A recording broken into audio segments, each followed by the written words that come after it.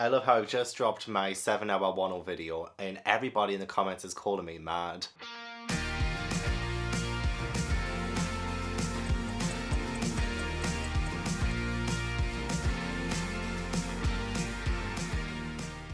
Hi everyone, welcome back to How to Train Your Gavin. In today's video, we are going to catch up to One Piece. I am going to be reading the Egghead arc so far for the very first time. So I will be reading chapters 1058 through to 1089, which is the most recent chapter released. God, oh my God. And I don't even have any like physical volumes to hold them and show you guys. Usually at the start of every arc video I say, I'm going to cover volumes 100 through 105 or something like that. I've got nothing. I have nothing. I'm a digital reader now. And this will be the final arc video that I do for One Piece before going into the weekly chapters. So I was talking with my channel members in a live show last night and we went for 3 hours. We went for 3 hours talking about Wano and what I plan on doing next with my reviews. So what I think I'm going to do is I'm going to react live to the TCB scans. I think whenever they drop, I will do a members only live show reacting to the chapter, and then I will film a review video that will go up on my channel. So the weekly live reaction live shows will be for members only, and then I will just do a regular review video for the chapter that will come the next day. That is currently the plan. Things might change. I hope you guys have the patience with me to see how I navigate being a weekly reader, see what's best for me, what's best for my review style. So there might be some growing pains in the next month, so don't forget to subscribe if you want to, and I also do have a One Piece channel membership if you would like to join. I'm just excited to do all of the caught up One Piece things, like watch all of the YouTube videos, watch other One Piece YouTubers live shows without the fear of being spoiled. I will actually be able to watch a YouTube Reverie live as well. Oh my gosh, there's just so much and I just can't wait. So before we get to that point though, I do need to read the first 32 chapters of Egghead, which I will be doing in this video. So don't forget to leave this video a like if you enjoy, subscribe if you haven't already, and now that we have met in Wano, let's proceed into Egghead and see what this bonkers arc is about. Right, I'm not as good as Murphy at this. Chapter 1058, New Emperors. Okay, what a great first chapter for Egghead, and it's so sad because this will be the final first chapter of a saga ever, right? Like, because we're in the final saga, this is the last chapter, like the last premiere, I guess, of the final season. And even though that should make me sad, I feel nothing but joy after reading this chapter. There were so many moments that were so funny, and it gives us that little cool down after 1-0 and going into a brand new arc. And as I like to say, I always love it when we have these cool down moments on the Thousand Sunny between the crew, but not just the crew, but we also got a good look at Buggy, Crocodile, and Mihawk in the Cross Guild, and the kind of things that have come from that I was a little bit confused about at the end of Wano when it was introduced in the first place. So many things I didn't understand then, like how in the world is Buggy like the main guy in this cross guild kind of thing, but all of that's explained in this chapter and it was so fun. Firstly as well, I love the fact that we have 2 Emperors of the Sea in this chapter, and both of them are being terrorized by, well, I guess their crew. You know, you could call Crocodile and Mihawk part of Buggy's crew now. And both of them seemingly, just as a joke, look weak compared to everyone else, because Luffy himself, which it says Emperor of the Sea, Monkey D. Luffy, is in a cage and he's being beat up by Nami.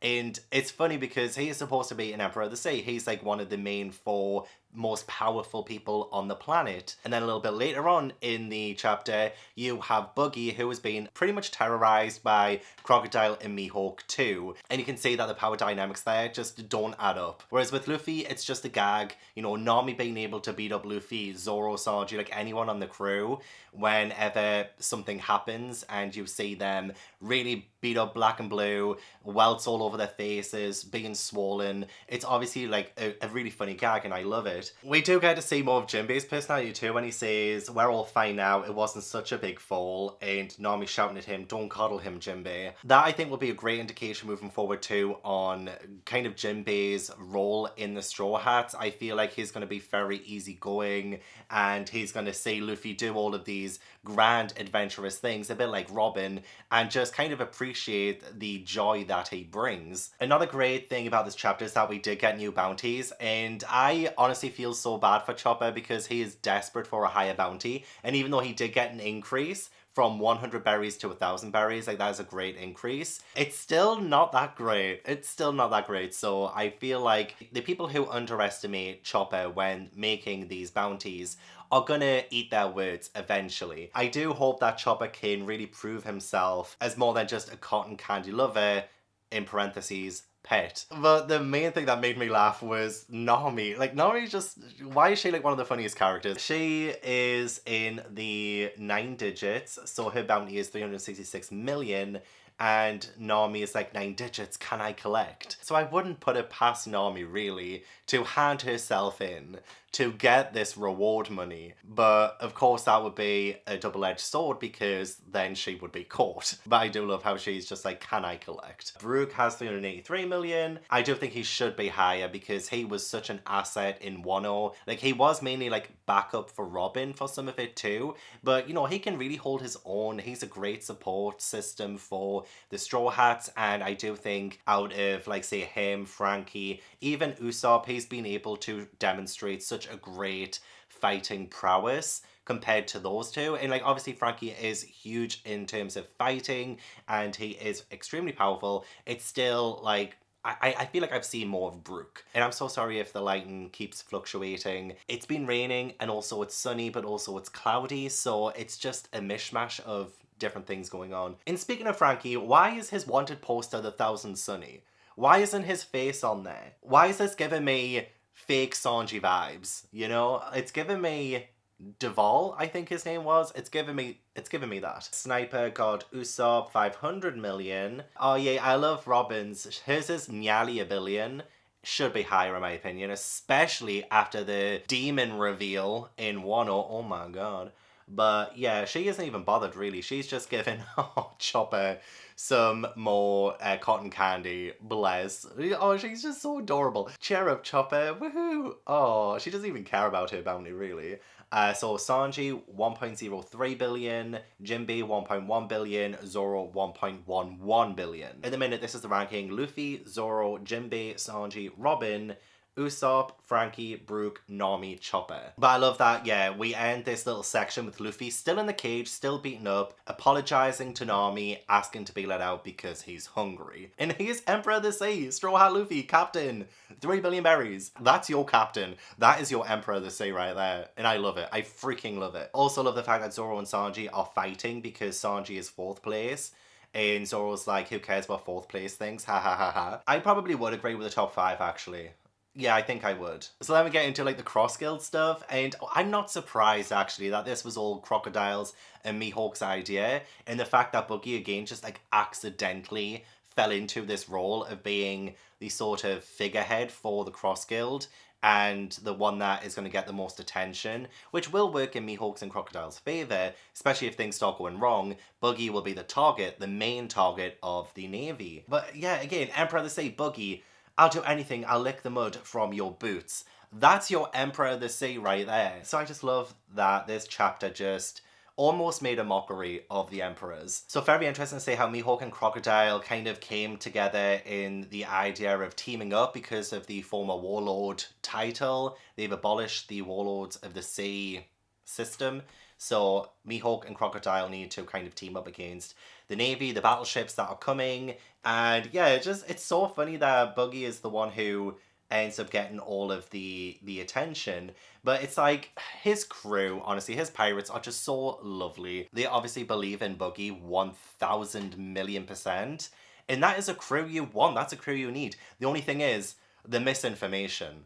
The misinformation. The Navy itself believes that Buggy is a figure who poses a clear and present danger to the world government. He is the figurehead of the Cross Guild. He is the one who is top of the game and doing all of this stuff when it really isn't. Hey, what's the deal with that poster? I put you in the coolest spot, Chairman. And you can just tell his crew absolutely idolizes him.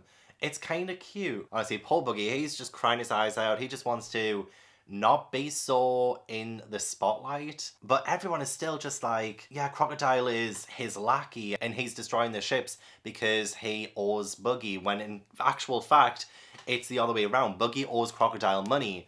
So that's why, but everyone sees that as, oh, he's working for Buggy. And it's just hilarious. It's so funny. Actually, just going back a little bit to Usopp and finding out his berry bounty thing, when he's like, no more, stop the count. I use that all the time because the whole Donald Trump, the whole in the election, stop the count, it's just hilarious to me. I use that all the time. So the fact that Usopp is saying no more, stop the count on his berries, I'm sorry, but I laughed so hard. Can't believe I didn't mention it before. But the end of the chapter, oh my gosh, the end of the chapter. So now I am actually starting to doubt whether or not Sabo killed Cobra, because Dragon says Sabo is just fine, but if it's true that he killed King Cobra, there will be a reckoning between us, no matter his reason. And I hope that he actually did. I feel like that would be more dramatic. I feel like that would be more interesting rather than Sabo being framed, which I think is probably like the easiest way out of this situation. It feels like the easy storyline to take is if Sabo didn't actually do it, even though it doesn't sound like something Sabo would do. I kind of want him to do it so that we find out a really great reason why he did it and the drama that will unfold from it.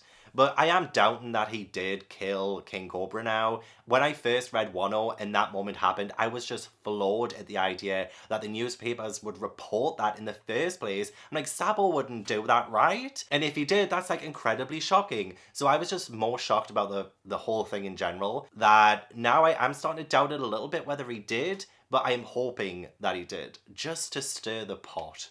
Chapter 1059. The matter involving Captain Kobe. Okay, so this chapter was mainly filled with things that are going on outside of the world of the Straw Hats, and especially to do with Kobe at least, and I have no idea exactly what's going on there. It does look like he has been kidnapped by the Blackbeard pirates. Blackbeard said something about, this isn't getting us anywhere, is it, Kobe the hero? You helped me out in that Rocky Port incident. Thanks to you, I was able to topple Wang Zi, making me the boss of Pirate Island. So it does sound to me like Kobe has been forced to help Blackbeard. The Rocky Port incident, which I believe happened during the time skip. I don't know, poor Kobe. You know what, I keep getting Kobe and Sabo mixed up, and I don't know why. I do not know why. I need to stop doing that. So I really wanted to find out more about Sabo in this chapter because we ended the previous chapter with Sabo phoning, and I wanted to know more about it. But yeah, it seems to me like Kobe is being forced by Blackbeard to help him, and being on this island with Boa Hancock and Amazon Lily, I was quite worried that Blackbeard would actually kill her and take her powers. That would have been absolutely terrifying. But Boa Hancock, she is a lot more formidable than she looks. She says, kill me and your followers will remain petrified. The next wielder of the fruit cannot undo the spell. So she is really like bargaining with him, like making sure that he can't just kill her outright, because that way he will end up losing his entire crew. You know, his entire crew are so sadistic. When they first arrive, they're talking about, well, one of them's talking about killing her and taking her head. The other one's like, don't you want to take her back with us alive so we can be good friends with her? And that to me sounds like they had some really sinister SA plans or something. You know, it's just, they're awful. Awful people. Awful pirates. They scare the hell out of me. So I absolutely loved it when Rayleigh appeared and helped out with it all. We didn't get to see any of that. We don't actually know how, you know, Blackbeard and everyone was drawn away from the island and the Navy. We have no idea. It cuts to the next bit saying, I'm just glad everyone's alive. Thank you, Rayleigh. We're not going to show that? Okay. So I don't even know how that happened, because even Rayleigh says in a head-to-head battle, I wouldn't be able to have done it. How did he do it? But like, Rayleigh is incredible. I just feel automatically that much safer when he's around. A little bit like I felt with Whitebeard. So when he says, hey you, Whitebeard's cabin boy, this isn't very mature of me, but I've never liked you anyway. Like, I love that. I love that. Especially Blackbeard's face when that happens. He's like, what did you just call me? It's like this idea of Blackbeard being Whitebeard's cabin boy is the only thing that he will be remembered for. I feel like that terrifies him a little bit. So when Rayleigh uses it as an insult, you can really see it affecting Blackbeard. And I do think Blackbeard will be more known for just that. You know, he already is. But, you know, just as an insult, I feel like Rayleigh just hit the nail on the head there. It was so funny. Also really interesting that there were these pacifistas that were very small and identical to our sister as a child, which Boa Hancock's sisters mention. I could swear one of them looked identical to our sister as a child. Yeah, what's the deal with these pacifistas of the warlords as children? which I believe the other one might have been Mihawk. Just the way that, you know, the whole island has been like sliced essentially. So that does seem to me like it's Mihawk. And I always find it interesting that a lot of the times in SBS corners, a lot of people ask for what the current characters look like as children. There's always that in the SBS. There's usually a little drawing of a character we've seen as an adult but we've never seen as a child, so Oda draws it. I just feel like this is going to be really interesting moving forward. Why two of the former Warlords of the Sea have these children pacifistas made? Does that mean all of the Warlords of the Sea have these child pacifistas running around? Is it just the Warlords of the Sea? Is it everyone? Is it the Emperors of the Sea too? Are there like child versions of them? People who have died? Are there child pacifistas of them too? I can imagine maybe in the future, Luffy might end up coming face to face with maybe Ace's child pacifista, and that would end up like knocking Luffy off guard if that happened. So I'm just wondering, like, is it just the Warlords of the Sea so far? Or is it more than that? Is it just like pretty much everyone? So that's really, really interesting. And the chapter, Captain Kobe has been kidnapped by the Blackbeard pirates, status unknown. So we have Vivi missing, we have Kobe missing. Oh god, like what is going on? Is Blackbeard behind Vivi's disappearance? What's going on? That's how we end the chapter. Starting the chapter, we have a flashback to Yamato revealing why he didn't choose to join the crew. And it is because, you know, someone, the Woods man, attacked, and it was someone's incredible hockey that kept him at bay and saved the country, which was Shanks. Kaido's not around anymore, but next it'll be guys like him coming after Wano. I can't just turn my back on everyone now. So yeah, it does look like Yamato wants to stay and protect Wano for a bit. That wasn't mentioned at the end of Wano, so I didn't think of it. He just said that he wants to be like Odin and follow his adventure, so that meant staying on Wano for a bit longer before finding a crew. So now it's been mentioned that Yamato wants to stay to help Wano and make sure that they are protected. So that's pretty cool, that's pretty awesome. I'm glad we got to see Yamato probably one final time for a while, and we're going to have to see if we can find these missing people, because where the hell are they? Chapter 1060, Luffy's Dream. Okay guys, I'm so confused. Is that Jewelry Bonnie as a child?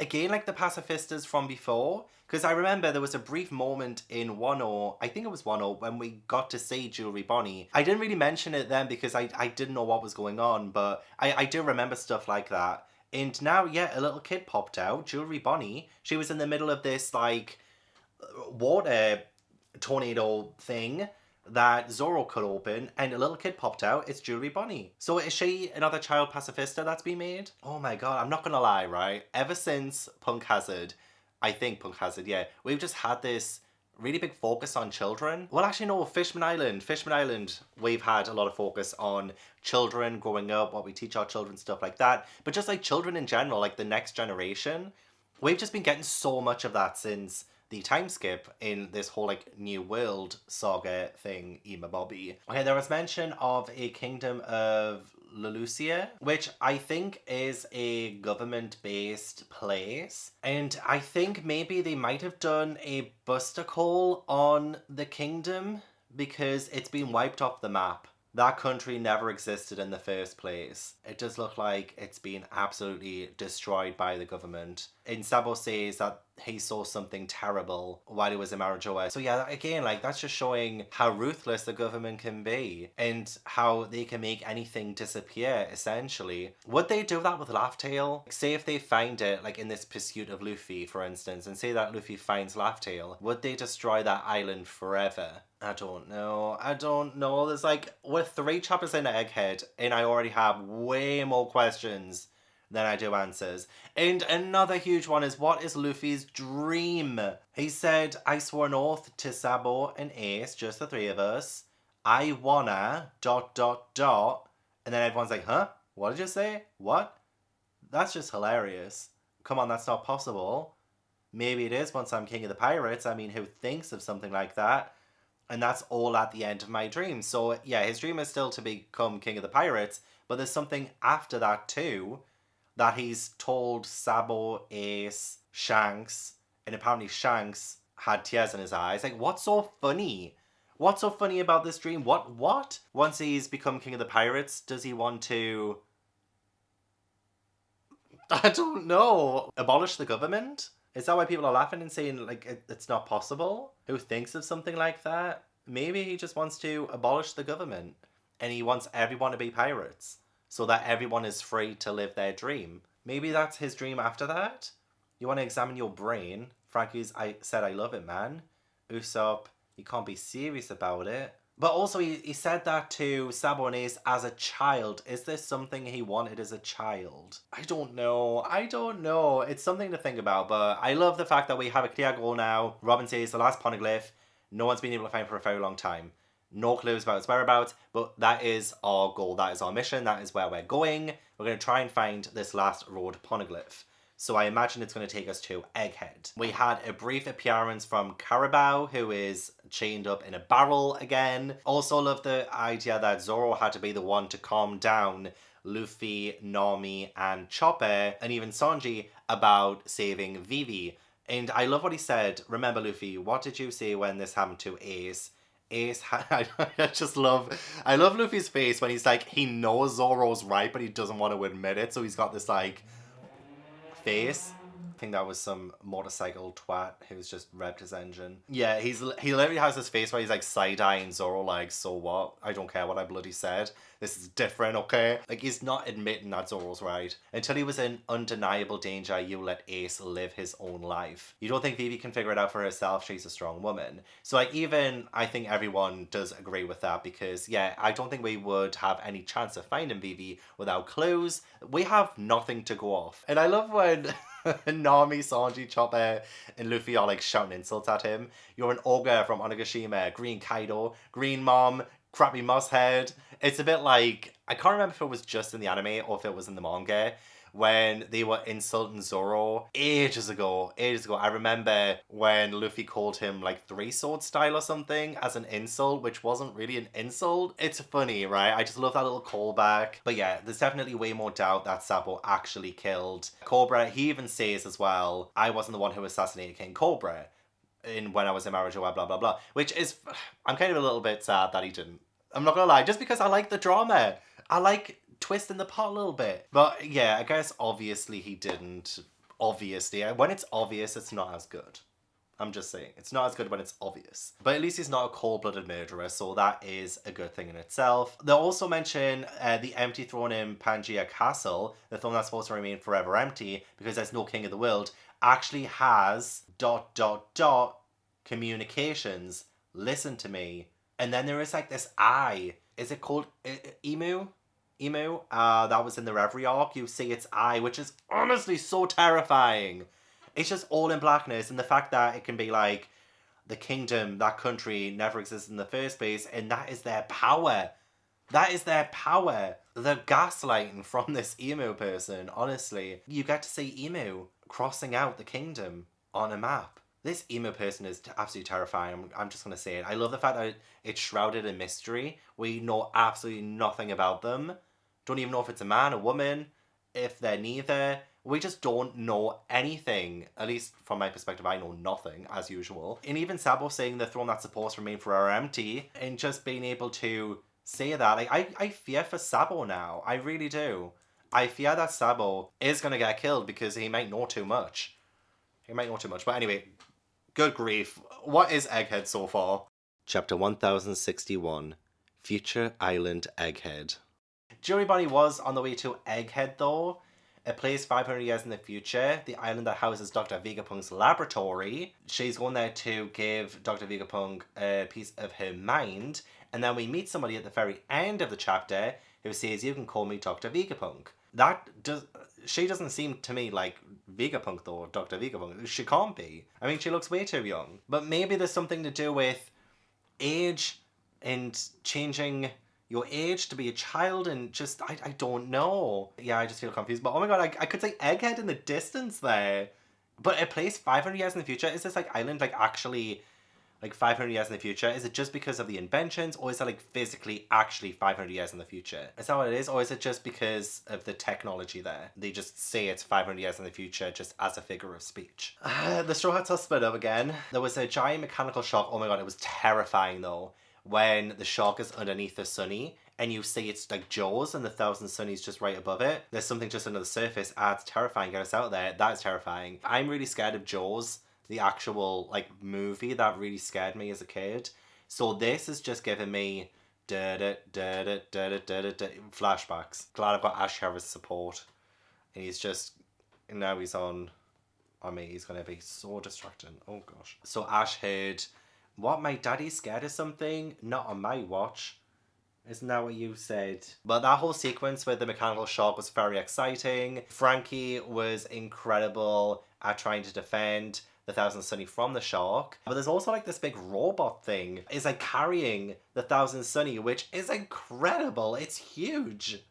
It is absolutely huge. I feel like this could be Frankie's arc, especially since if Vegapunk's laboratory is there, you know, during the 2-year time skip, Frankie had some experience in a Vegapunk laboratory. I don't think it was on Egghead though. I'm sure it was a totally different island, and I do believe there are multiple laboratories throughout the world, so this will just be potentially like the main base, like the main Vegapunk laboratory. I'm actually really glad we're getting some Vegapunk action. I mentioned this in a channel members live show when they were asking me what I was expecting or predicting from Egghead.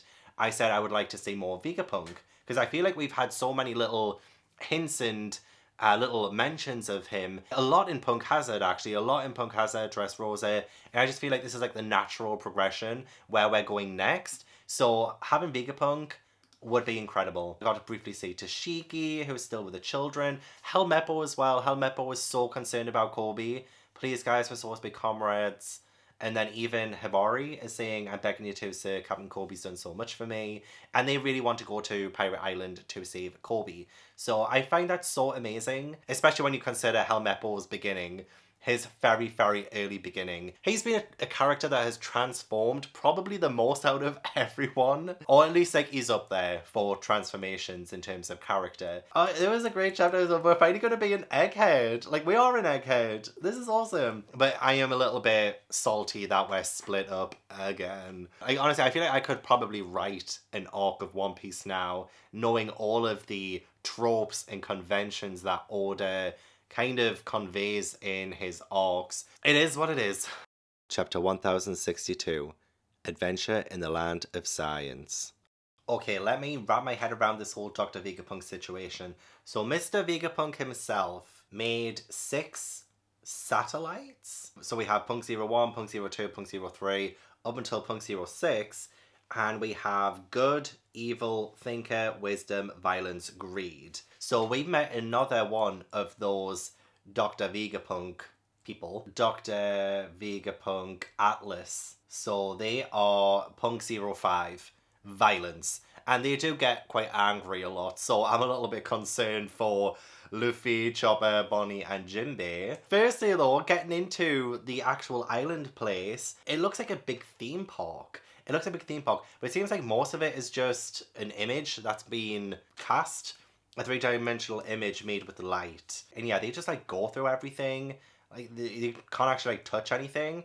One thing that I would honestly bloody love, and I've always wanted this in my life, I'm sure there was a movie years ago where there is like some kind of microwave thing and it makes food essentially. Like, you just put like this little tray thing in and then you press the buttons and it becomes food. And this is what we have here. We have an automated cooking machine, which Sanji will hate. I have a feeling Sanji would hate this because I have a feeling he's going to say this and be pissed. You know, it undercuts chefs, doesn't it? It undercuts people who actually attempt to make food. So to have something where literally you can have anything you want and it just appears. As long as there's enough food material, it can provide 500 different meals to the user, each in under a minute. Why do I feel like maybe in this arc we have a fight? Like Sanji versus automated cooking machine. That would be hilarious, and if Oda doesn't do it, he's missing out. Because I genuinely think a fight between Sanji and this microwave would be the best thing to happen to One Piece since Ace's introduction. But also get me one of those before he destroys it. Because I want one of those. The person who said they would talk to Vegapunk at the end of the previous one is, again, just one of them. They are Lilith. And Lilith is... I need to, like, take a screenshot or something. Lilith is Punk 02, evil. So I don't know what she's planning on doing with the Straw Hats that are on the Thousand Sunny, but she has inadvertently saved them, to be honest. So... But I love the fact that she's being told by communication that she's made a terrible mistake. You've underestimated them. Look at the swordsman on board. Look how calm he is. Also, Demon Child Nico Robin behind him. So exactly, this Lilith has definitely underestimated the Straw Hats. Punk 01, Shaka the Good. That's fine, bring them here. I happen to have an interest in that crew. So I cannot wait to meet Shaka the Good. Shaka? Ooh, but finding out that Kuma is Jewelry Bonnie's father. She literally says, Vegapunk turned my father into a cyborg. And at this point, he's lost his sense of humanity. He doesn't even know who he is anymore. He's been turned into a pure, unthinking, living weapon. And then we have that little flashback to Kuma. So I had no idea. I had no idea that she was his daughter. So I feel like having Jewelry Bonnie part of this arc is going to be actually really interesting, because I have been a little bit interested in her in a little while. She always kind of like intrigued me. I didn't know enough about her, but now I kind of want to, especially now that she is Kuma's daughter and she has so much more stake in the game, because I also care for Kuma and I want what's best for him. So if we get a lot of stuff to do with Kuma in this arc too, then I'm gonna be so bloody happy. I just can't get over how incredible Egghead looks though. It looks so cool. I just hope it doesn't turn into Punk Hazard, where that arc turned into mainly just corridors and laboratory rooms, and it just wasn't as interesting after a while to see it visually. But I think with Egghead, because it's futuristic, there are so many different possibilities that Oda can go in, like this automated cooking machine. But we do have CP0 as well, and they are on their way to eliminate all the Vegapunks. And I'm just like, I don't want to say them anymore. Kaku, Lucci, Stussy as well, and a Kuma behind them. Chapter 1063, My Only Family. Okay, I get the feeling that we're in huge trouble. Huge trouble. Law facing off with Blackbeard in winner takes all in terms of like the road poneglyphs. For some reason, I feel like we need to be more scared than just the road poneglyphs getting taken from us. I'm scared for Low's life. So the fact that, I mean, Polo, like, when they each took their turns at the end of Wano, Kid, Law, and Luffy, when they were saying which direction they should go in, it seemed like Law had the best option, but he's actually facing off with Blackbeard, and that could have easily have been Luffy or Kid, depending on which route they ended up taking. And Law, well, seemingly is getting the short end of the stick right now, unless he beats Blackbeard and gets the other road poneglyph sketchings, whatever they are. I don't know, like Blackbeard's crew, like Jesus Burgess, he has like a devil fruit now. He's got the strong fruit. He's lifting a bloody mountain. Like his people, like weren't they just like an Amazon Lily before? I feel like when he was in Amazon Lily, that was while the Straw Hats in everyone was in Wano, and like right after the what's the word, dissolution, the dismemberment, the disbandment of the warlords. It must have happened like pretty much right after that. So it could have happened in Wano. So he could have had time to get to this island. And all these people are just terrifying to me. So it is honestly a fantastic job that Luffy didn't get to face off with him, because I do feel like Blackbeard is going to be one of the final battles that we have in One Piece. There are a few villains left to take down, I think, before the end of the story. But going back to Luffy, actually, there is a pacifista of Kuma, and I'm sure there's going to be loads of pacifistas of Kuma in Egghead. But Jewelry Bonnie is crying because the police officer who's trying to stop Luffy and everyone resembles Kuma. So obviously Jewelry Bonnie is like, please don't hurt my daddy. Oh, it's going to be so sad to see her story. We're probably going to get some flashbacks to her childhood probably during this, and her relationship with her dad, which will be so heartbreaking, honestly. So I'm going to get prepared for that, like emotionally, because it'll break my heart, because I do care for Kuma. I do think he's amazing, and I want him to be... I want him to be fine after all of this. I do. He's went through so much. But I am obsessed with the new clothing of Egghead 2. I love the design of it. I love the clothing. I love everything about it. I always love the costume changes in every single arc. Like, this is no exception. This is beautiful, amazing. I want to look like this myself. I want to get myself that kind of suit, especially since it's apparently so light. I want it. Like those shoes, those boots. I want them. I want them so much. I want everything in Egghead right now. I want the microwave. I want the clothing change thing. It just looks so fantastic. It was so funny as well when one of the Vegapunk people, violence. And she says, you sure ate your fill. All four of you are stuffed to bursting. And Jinbei's like, no, I always look like this. Poor Jinbei. But no, it seems like we are getting quite a bit of back and forth in the world in this arc, which is fantastic. So we are seeing a lot more Blackbeard in this one too, which I'm surprised that I didn't think we would get as much Blackbeard as we've been getting. So to see Law facing off with him, and I was just really glad to see Law again, actually. I thought that was the last we saw of him at the end of Wano, at least for a while. So it was great to come back to Law too. It's only been a few chapters, so I'm always happy about that. So hopefully Kid is having a much better job of exploring the new world on the way to Laugh Tale. Chapter 1064, Egghead Labo Phase. Okay, I get it now.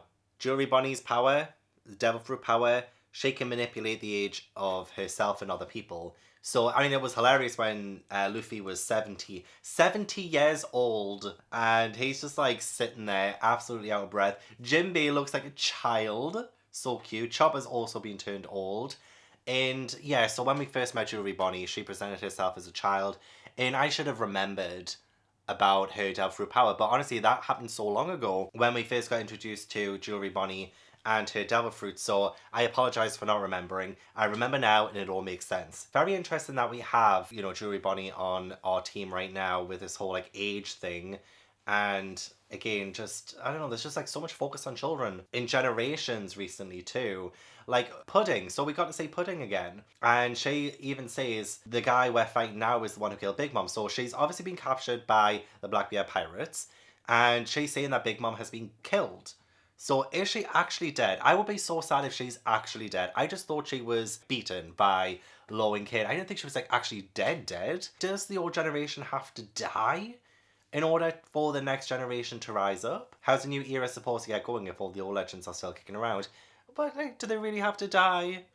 Do they really have to die? That seems a little bit extreme to me. And Charlotte Pudding doesn't seem to be too fussed about all of that. But yeah, interesting though that she is imprisoned by Blackbeard's pirates. So they're probably going to end up trying to use her because Big Mom said something about her being able to read the poneglyphs, right? If she can awaken her third eye or like the power of her third eye. So Big Mom was saying, I'm not going to wait around for that to happen. We need Robin. We need to kidnap Robin. So it seems to me like Blackbeard has kidnapped Charlotte Pudding in the hopes that she will be able to read the poneglyphs, maybe. A good fight between Law and Blackbeard at the start of the chapter. I enjoyed that. Yeah, just some more emotional stuff with Bonnie and about how Kuma would never give himself up for experimentation if he knew the actual consequences of it. And Jinbei says he started off as the wicked king of the Sober Kingdom until the people drove him off and he became a pirate. He was affiliated with the Revolutionary Army until the Navy captured him. But Vegapunk was enamored by his muscle and latent abilities. So in exchange for taking part in body augmentation and clone development, Kuma was allowed to return to freedom as a warlord of the sea. But it doesn't sound like he was told everything. So in this arc, we're going to find out more about Vegapunk and Kuma. So that is going to be fan-freaking-tastic. I gotta say more of like the laboratory kind of space and like more of Egghead. Again, looking incredible, looking so good, especially now that the Team Sunny, as I've been referred to as, they've arrived and they now have outfits, like new outfits. I do think Nami's in Robin's is a little bit skimpy, definitely a bit on the short side for Nami's costume design. But, you know, she loves the outfits, so who am I to judge? But they do all look pretty cool and pretty awesome. I now need to look like this myself. Oh, we might also get more of Dragon too. So I'm excited to see if that becomes something. Especially since Vegapunk 01 or whoever is talking to Dragon is saying, being a genius means being able to see even what your own future contains. I suspect that my death is imminent. So this Vegapunk person on the phone is saying this to Dragon, and Dragon saying, stop telling bad jokes, they're not funny. And then they say, so I wanted you to hear me out, Dragon. So why are they talking to Dragon? What's the connection? What's the message? Okay, like so intriguing. Every single chapter so far has just been like, let's add more to the mystery. Let's add more to the kind of outer scope of the Straw Hats to get more of a world look. Which now we're in the Final Saga, it makes so much sense that we would do that. So it's not really feeling just like a contained story on an island that has its own story going on, whether that's a war that's happening or they've got a new tyrannical villain leader there. You know, this seems a bit more bigger than that. Chapter 1065, 6 Vegapunks. Okay, this island has something to do with the 100-year void, right? Has to. How can it be?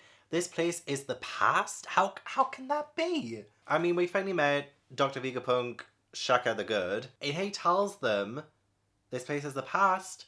But like, how? Luffy, Chopper, Bonnie, and Jinbei find this massive thing. It looks like a giant mechanical robot thing that's like rusted. It actually existed 900 years ago. How? It must have something to do with the 100-year void, right? I feel like that's probably obvious, but I know this is the final song and we're going to start getting so many answers, but we're going to get so many more questions in the meantime before we get answers, I have a feeling. Glad that we got to meet the other Vegapunks. I think that's all of them now. We got to meet York the Greedy, Pythagoras the Wise, Edison the Thinker, and I do think that's all of them now.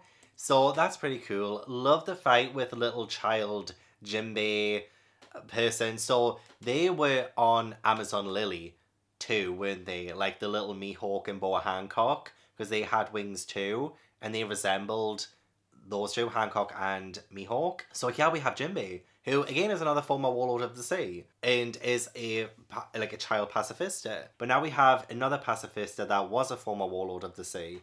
So it might just be the warlords of the sea that are child pacifistas. But yeah, I love the fight with him because every single straw hat got in on it. Nami, just because you're a child does mean I'll go easy on you. So obviously that doesn't help Nami. But with everyone else, they kind of like step in. Sanji is pissed that this little child Jinbei even hurt Nami. And even Robin is like, same as him, I won't let you get away with that. And just like the anger on their faces, I just love how much they're protective of one another. It's incredible to see, even against this little Jinbei child pacifista thing, which again is just so odd. He uses Fishman Karate, Usopp gets in on the action, Frankie.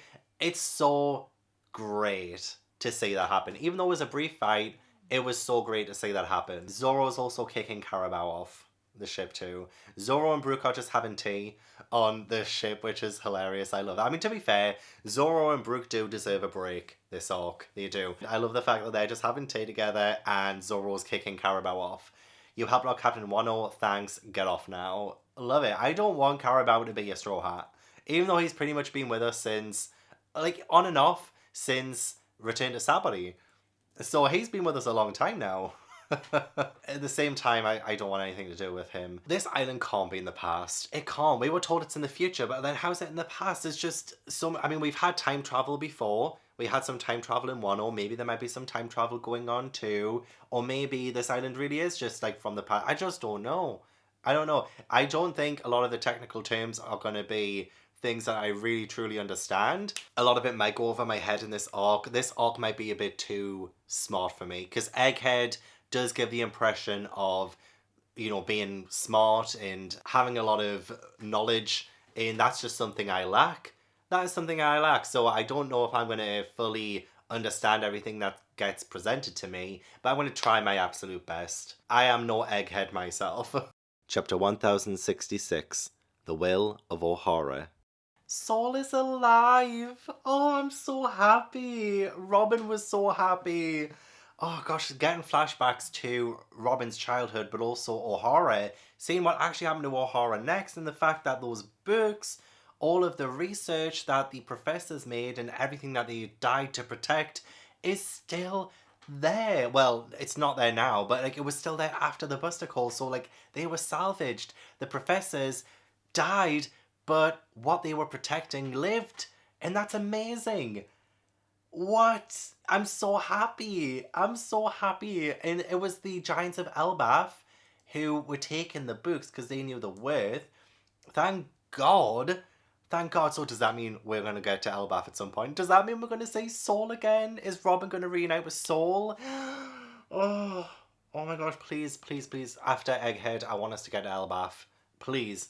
Please, I beg. We get to see it in like Vegapunk and Dragon together talking about it, and Oh gosh, like Dragon is going to be so important now, I think. There's going to be so much more incorporation of him in the story already that we have already seen in the past few chapters. Literally, he like knows so much. He's been involved in so much too. I'm just floored, absolutely floored. One thing that I'm a little confused about is that is Dr. Vegapunk, age 43, talking with Dragon in Ohara, and yet we see Vegapunk in the present day. I am assuming it's the same person with Luffy and Chopper and everyone.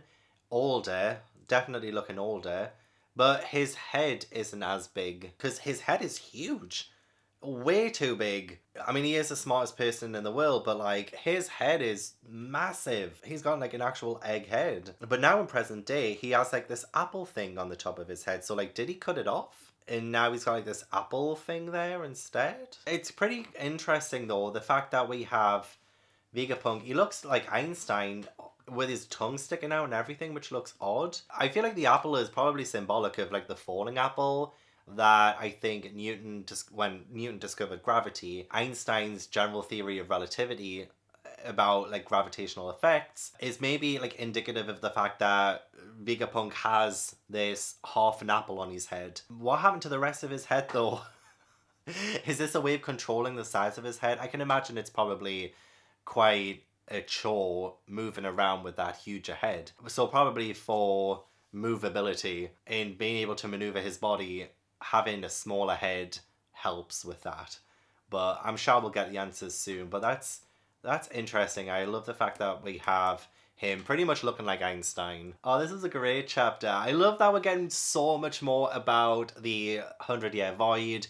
The Will of O'Hara still lives. It still lives. Woo! And Nico Robin is a huge part of that. Oh, we're getting so much Robin action. This is what I'm interested in the most. I can't wait. I can't wait. I wonder if one of the road poneglyphs is has to do with O'Hara, right? Maybe it was in O'Hara and now it's in Elbaf because they took it with them along with all of the books and stuff, potentially. God, there's just so much to take in. Every single chapter has been massive. Massive. But seeing Robin, that giant captain, his name was Soul, wasn't it? And she just looks so happy. Chapter 1067, Punk Records. When Jinbei said the world of science just goes right over my head, I felt that. And there is a lot of writing. I feel like in this chapter, the previous chapter, there is so much dialogue, which is not a bad thing whatsoever. I love learning about all of this. And the biggest question that I had was, how is Vegapunk's head not huge anymore? And I literally love how he's like, oh, I really let it grow too long, so I cut it. It's not like getting a haircut. That's just hilarious to me, like absolutely hilarious to me. And it's just amazing I can use like an antenna to connect with the Punk Records thing, and it's like a huge unlimited data bank, and it's incredible, and I can't even comprehend it. And even the idea that it can be like a shared database amongst everyone, like if everyone can contribute to it, then all humanity would essentially share my intelligence. And I feel like that is definitely something the world government would not want, because that would mean they could end up getting too much knowledge to potentially overthrow them, and the government will want everyone to stay in their lane, essentially. As we've seen, what happens when people get too much knowledge of something that the government don't want you to know about, you will be eliminated.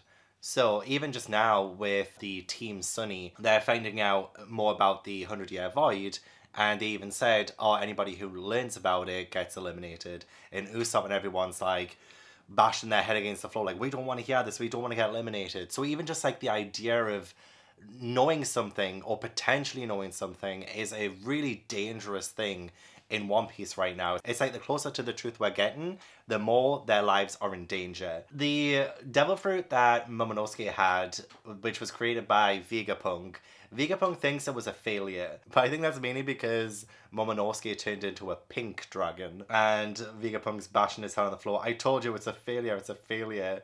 Luffy, oh, who cares about that? I know for a fact I will not be taking Vegapunk to see Bobby with me. They've learned that Rob Lucci is on the way too, because CP0. If we fight CP0 in this arc, it's going to give me such major Water 7 NES lobby vibes. I hate the CP 09 Cypherpol people. I just don't like them. Even though it is fantastic to see Rob Lucci. He has been in it every now and then for the past few arcs, just very briefly, so this might be the time of him really coming into it. So who knows, maybe he might fight against Luffy and then he can get a bit of a taste of Gear 5, I think would be amazing. Yeah, Vegapunk also wants to be taken off of Egghead. Why? Will you take me off of Egghead? Is it because if he stays on Egghead, he's a sitting duck? And that would mean that the people who are trying to kill him will absolutely do it because he's where he is supposed to be. So maybe it's a thing to protect himself. Maybe he wants to meet up with Dragon, especially since at the very end of the chapter, we have Kuma, who is not supposed to be moving, awaken. Like, he's been repaired.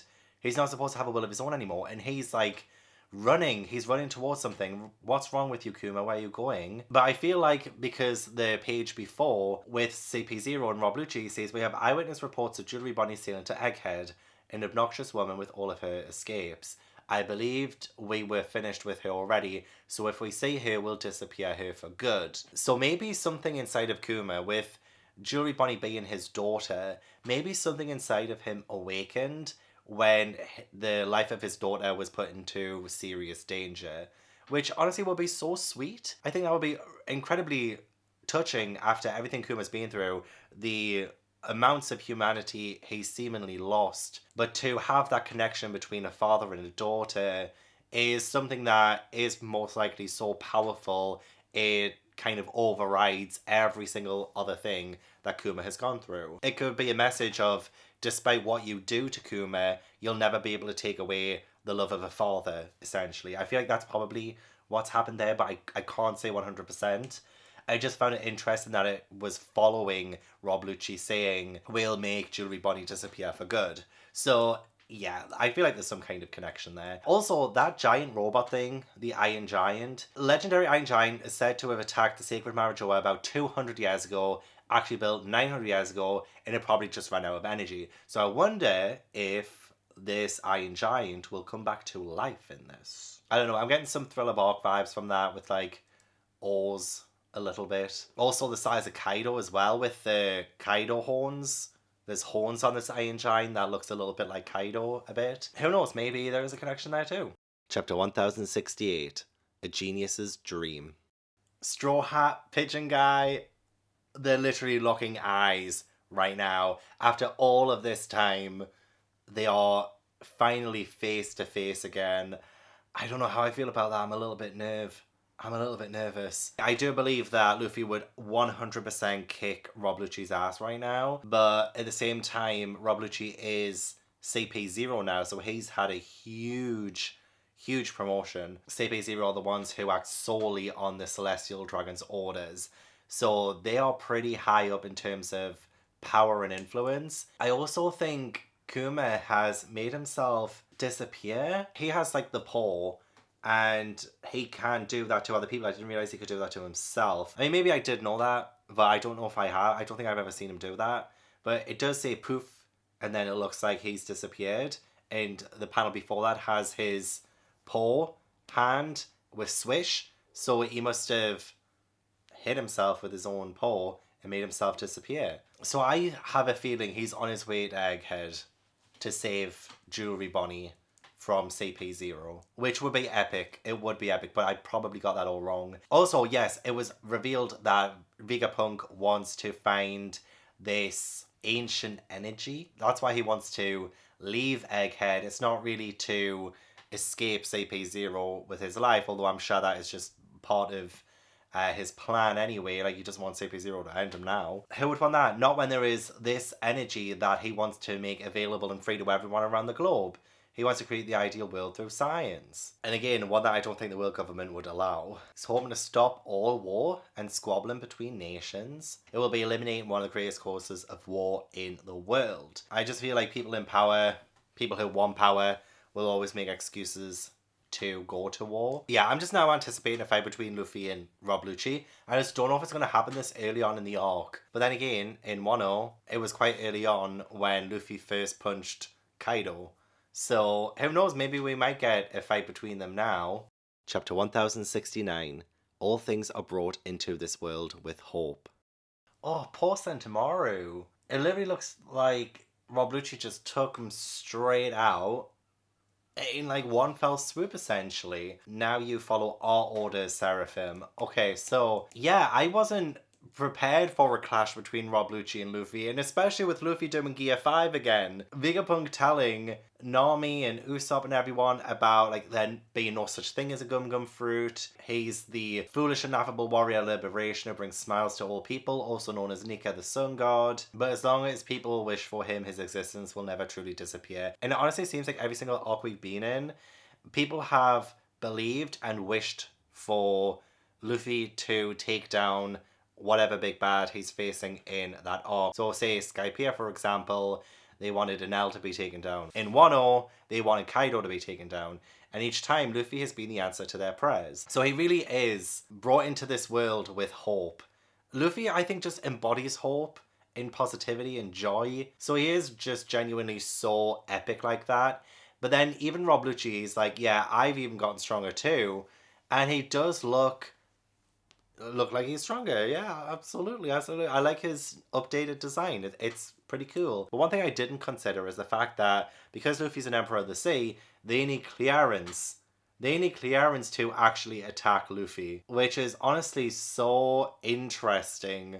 I just can't believe that. Now that Straw Hat is one of the four emperors, we cannot fight without approval from above. Like, I never would have thought that would ever happen, but yeah, each emperor has an entire operation beneath them.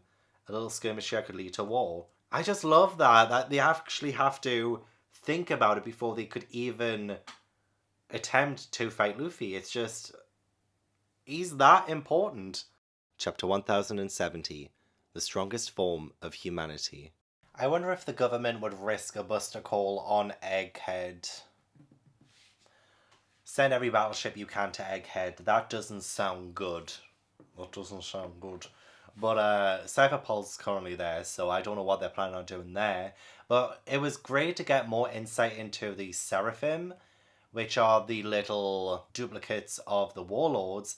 And it does seem like the reason they abolished the warlord system was so that they can make the Seraphim and also synthesize or like recreate the devil fruits that they have so that the powers, more than one person can have that same devil fruit power. So this little Boa Hancock has done the Love Love Mellow move, which only Boa Hancock should be able to do. So the fact that they are able to do this, only Zoan type devil fruits can be produced artificially. Virtually all fruits of that type, even the special ones, can probably be recreated with vast amounts of money and time. I tried everything I could with Logias, but they proved too difficult. For Perithym...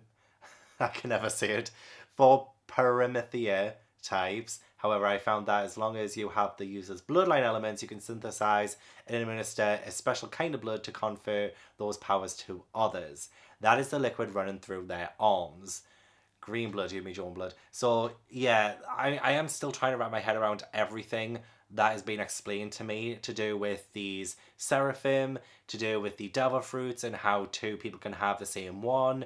It's just so much to take in, but groundbreaking in terms of what this means for the entire world, like for more people and what implications that has. Honestly, I'm just wrapping my head around it.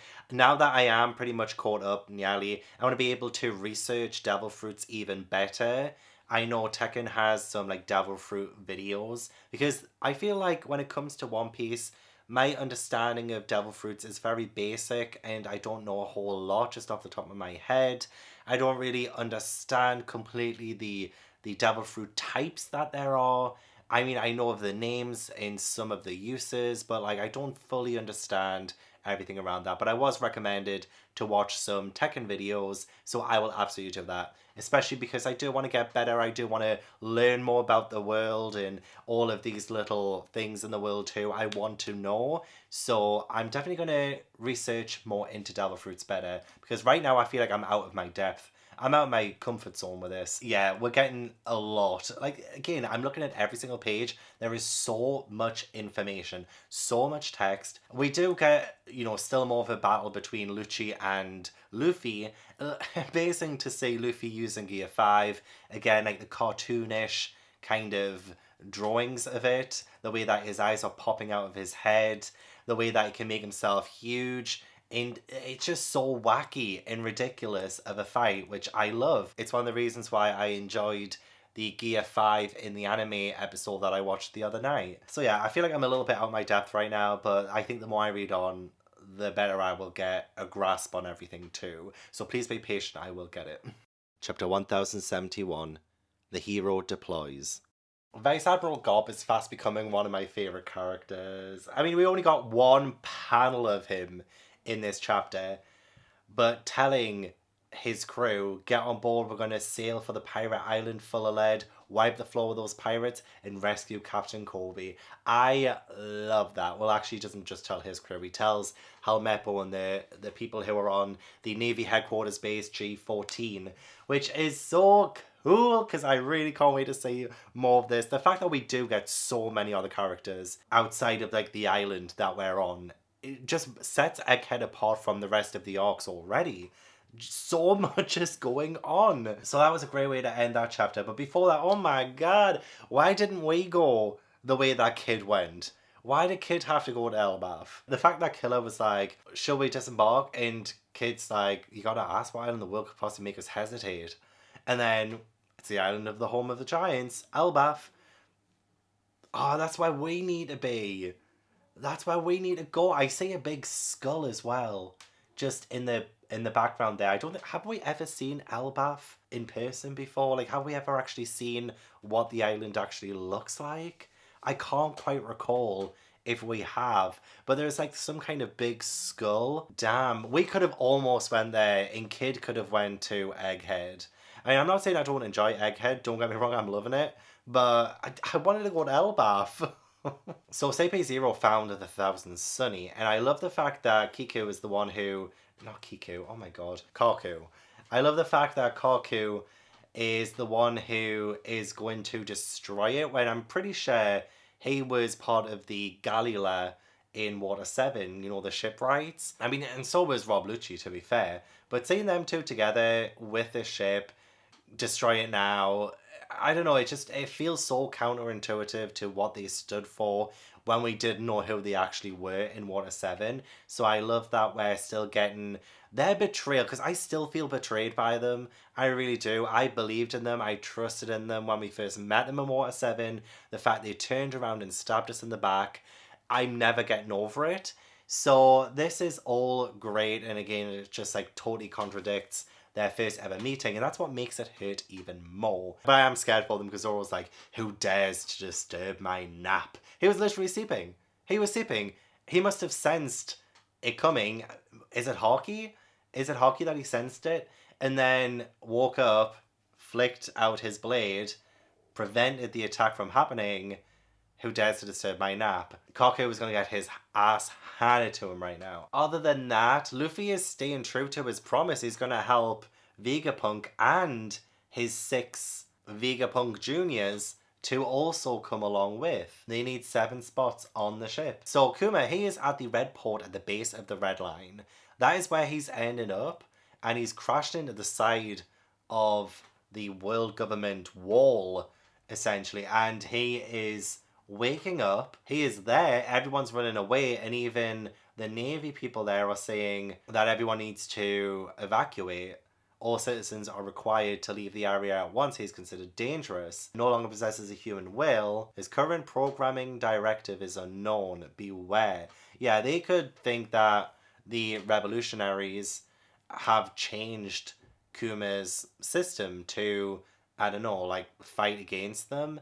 But like, I don't know what's going on. I thought he was on his way to Egghead to save his daughter, but maybe he has lost that ability to feel that connection with his daughter. Maybe he's already lost that. I don't know.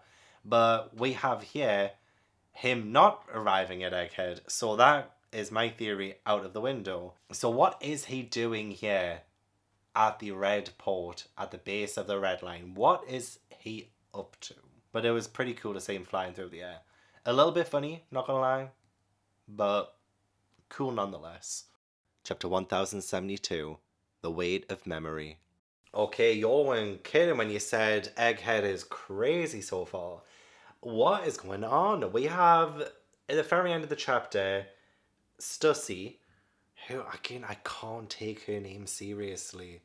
I really can't. Mad's clone experiment successful, subject number 1, Stussy. I'm honestly flabbergasted at the fact that she's turned out to be a clone and she's put Kaku asleep and she is planning on doing the same thing to Rob Lucci. So, like, she's betraying them. So, I mean, a good little twist there, but I'm still so shocked at the fact that that even was a thing. Mad's clone experiment, successful, subject number 1. Can you imagine how many unsuccessful ones there were? And how many more successful ones are there too? There is also a Kuma Seraphim, which is a little cutie. But also, yeah, I would not want to fight one still. Bonnie comes across the paw. In Thriller Bark, when Kuma makes Zoro take on Luffy's pain, there is the same thing here. That is pain. You should know Kuma's powers. Enough pain to be lethal. And I don't think Bonnie's going to touch it, right? She looks like she's about to, but surely she's not going to touch it. Would she survive it? With Vegapunk saying that Kuma gave himself of his own free will, I feel like, yeah, I kind of already knew that, but like, again, he probably didn't know the extent of what he was getting himself into. And it does seem like he's on his way to Marajoa, so maybe he's on his way to that empty throne to knock Emu off. But then how would he do that? I don't know. So if Kuma came to Vegapunk right now with this poor repulsion thingy-mabobby, would that mean that if he touched it, he would get all of his memories back? Although this is pain. So, like, is there pleasure? Is there a pleasure one of this? Oh, could you imagine? Like, pain, pleasure, just other things, other memories. Like, is it just pain? Is that only that ever gets taken out when Kuma uses his powers? Because that could potentially be a way of Kuma getting his memories back and being normal again, right? Or maybe that's impossible. Chapter 1073, Miss Buckingham Stussy. What? So, Stussy is a clone of Miss Buckin, aka Buckingham Stussy. Okay, what a freaking name. And she's the one who is the mum to Weevil, former Rock Pirates pirate. She's Stussy? Well, I mean, that's pretty cool. And the fact that Stussy is going to be on our side, because she's been undercover for 2 years, aka the Stussy who made Rob Lucci and Kaku fall asleep. She succeeded in her little fight against Lucci, got him to sleep. So the older Stussy is the older Stussy. Okay, so is she a good person? Because it seems like the younger Stussy is. But is she a good... I mean, not that I ever thought she was evil or anything. I just find her bizarre. I find her and her son bizarre. I don't know if they're telling the truth about Weevil being Whitebeard's son. I just don't know. But now I'm like, I say Stussy, and I'm like, maybe she's telling the truth. I just don't know. I need a DNA test stat. Why isn't Jeremy Kyle, which is a UK equivalent of Jerry Springer, why isn't Jeremy Kyle still running? I need a DNA test now. I also wonder if Zoro is like really determined of fighting Seraphim Mihawk, because even though he's like in child form, he's still the greatest swordsman in the world, right? So Zoro's still going to want to fight him, and he goes after him too. Now they get a better look at you. You're actually a little more human than him. So who are you? They do seem to listen to Stussy, so they've stopped fighting for now, but what more was her deal? Chapter 1074, Mark 3. I mean, at least we found Vivi, but what the hell's she doing on the Way News airship thingamabobby? With Morgans. And with Wapol too. What? Why is she there? Why does he have them? I mean, at least she's fine. At least she's safe. I'm so glad she's safe. She seems really pissed off. Does she know that her dad's dead? Is he even dead? This is the newsroom of the world, and I'm the mover and shaker. It's not about fact or fiction. It's about what sells. News is the biggest entertainment of all, baby. So now I'm questioning everything. I should question it anyway, because I know that even in the real world, a lot of the news, they're not always truthful. They do like to over glamorize and over dramatize things in order to move newspapers, in order to sell stories. But still, I'm like, what do I trust? Who do I believe? I now need to see Cobra's dead body before I can even see whether he's dead or not. But like, Wapol, why is Wapol there? Why is Vivi here? Why does he have them? Is he protecting them? Is he about to do something far more sinister with them? Is he going to sell them? Like, is he going to... Has somebody asked him to kidnap them, to take them to someone who asked him to do that if that's the case? Why? Ashen and Tobu have literally come in after being asleep upstairs because they also want to know. I'm sorry, I'm being really loud. Oh, and I was just... Oh, my heart was breaking for little Kuma as well. It was like being beat up and bullied when he was a child. Oh, he's crying. Help me, I can't take it. You get back there right now. If you escape, they'll kill every last one of us. I don't want to go back. Don't send me back to that horrible place. And they're just beating him. Oh, ouch, I'm sorry, help, it hurts. Oh my god, that just breaks my heart. I hate seeing kids get bullied and getting abused like that. That's so awful. Oh, even Bonnie. Bonnie is just like crying in bits about it. So she did touch the big paw thing, his memory. She did touch it, and she didn't take it all on. She just got a brief glimpse of it. I wonder if he'll be successful at climbing the wall and getting over. But like, again, what is Kuma doing there? What is his goal? What is his purpose? This feels like one of those post arcs where, you know, you do get a lot of like world building, a lot of lore dumps, but like, I don't even know where to begin. I don't know how to wrap my head around this. Chapter 1075, Labofe's Death Game. That you don't seem to like that face has come back. I don't know if you can see it properly there. I feel, honestly, this is so weird not having the volumes to show like physically, but yeah, you don't seem to like that face has returned. It's a bit like the face, but it happened a couple of times in 1-0. You don't seem to like that. And that's because Lucci and Koku are telling Luffy and Zoro to uncuff them so that they can help with their seraphim. And yeah, even though these are just like little brats, like tiny little children, they're just like so annoying. They do seem like very powerful. The seraphim of Boa Hancock made poor York get blasted with like the love mellow, and York is the part of Vegapunk that is greed, I believe, because yeah, I mean, they're so cute, although now they're kind of stones, so I guess it doesn't matter anymore. Poor York. Anyway, there's something turning off all of the cameras, and the Straw Hats have like split up even more. They're like all over the place essentially. But I guess they're covering more ground as they're going through Vegapunk's lab. But yeah, this is the figure. I'm trying to work out if I know it, but I don't think I do. It's very vague. Let's see if you can see it. It's in the screen there.